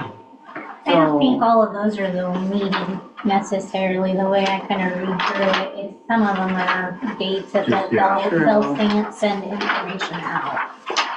I just want to give people plenty of time to submit and not have it crammed into a short period of time, because it's important to select a board member. Yeah, I agree. But I also believe I'm the same, no, I agree. Right. But at the same time, we can't drag our feet on getting the superintendent search. And so we need to make the decision if we're gonna start the search with a 5-member board and bring in somebody, or we're going to want to start with the 6 members already here. I mean, as much as I want to say I want to start with the 6 members, it's kind of scary being this far into I the agree. year. And It gets Our snatched up meetings will pretty be quick. open, correct? So I guess if you would be, to me, if you would be interested enough on being on the board, then you would make it a priority to come to open meetings. So you can still hear and be kind of a part of it. I mean, you won't get a vote, but we really shouldn't be voting on a whole lot of stuff yet. we don't believe we'll be voting on anything, we're just setting our, So I guess I would feel comfortable with starting with 5 with the anticipation that we will have the 6th one join by Interview time. interview time. Because if they can't even, True. if they can't attend in person, they could still watch it that Right, night or that go too. back and watch it Yeah. even. so everybody comfortable with That's that? fine, yeah. So like, you're thinking, just to be comfortable, like February 3rd? I'm just picking a Monday. As for them to be back, Yeah. That's a few Mondays away.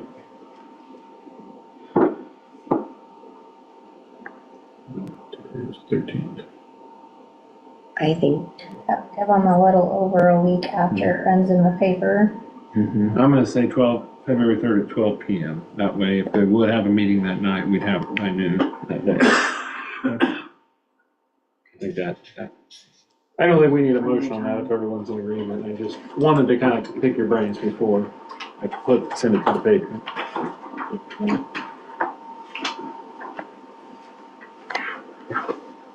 Sounds good. As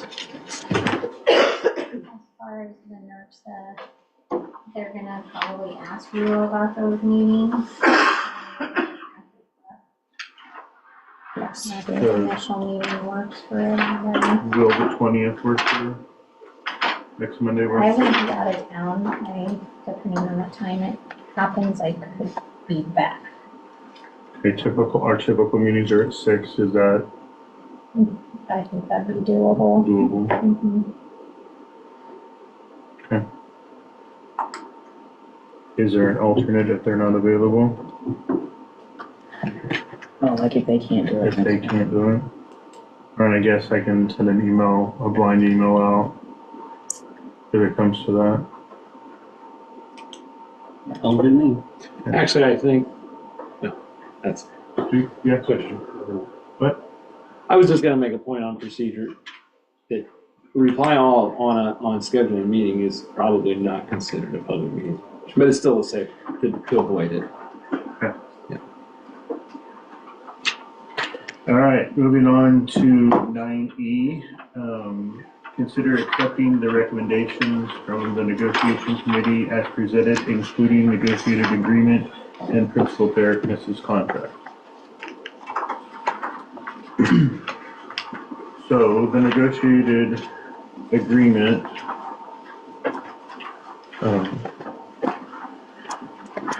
from the teacher or the education association and the board or the negotiations committee negotiated the salary increase by $900. So it went from $440,700 to $41,600.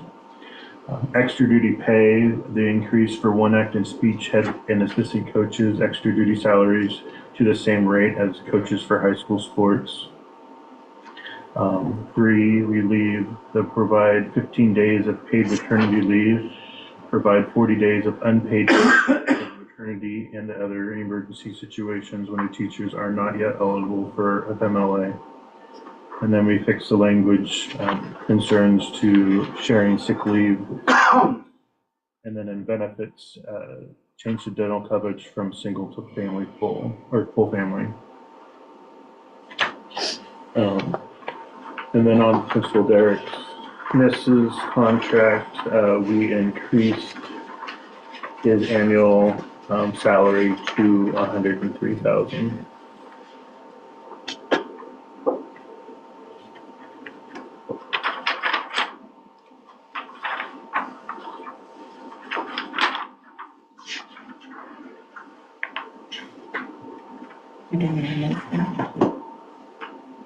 Do you want to? Do you want one? Okay, I have a question. Okay. Can I do that now, or do I need a motion for discussion? We probably should have a motion for discussion. Do you want one motion? One motion's great. I make a motion to accept the recommendations from the negotiation committee as presented, including negotiated agreement, and with Principal Derek Ness's contract. I'll second Motion by Bobby, second by Hope. Bobby, you have a question? Yeah, sorry.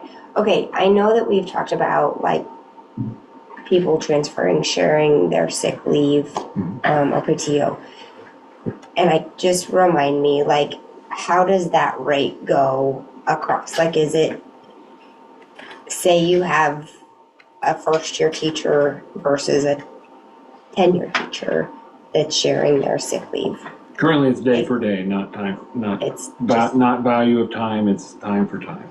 time for time. Correct. So there is no transferability in terms of value. It's day for day. So if the teacher that gives it is overpaid, then there are certain monies that are being left on the table. And if it's the other way around, it's the other way around. But that's the standard structure in any sick leave bank. Okay. So even if you pool your sick leave, you're putting in days. You're not putting in a value of day.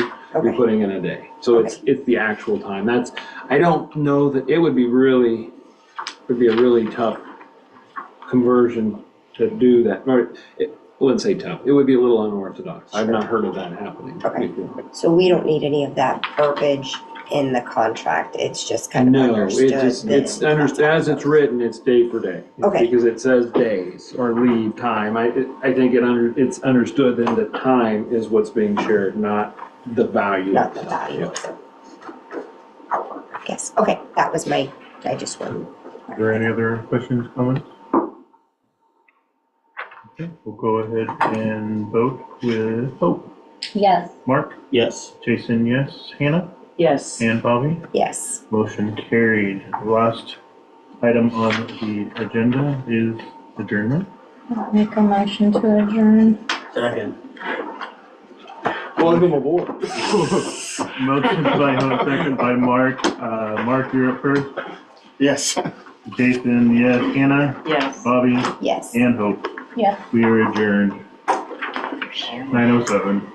7 minutes longer than I thought. Sorry. That was probably all my questions. I'm sorry. That might be a new record. Sorry, I probably added those 7 minutes. All right, so. All this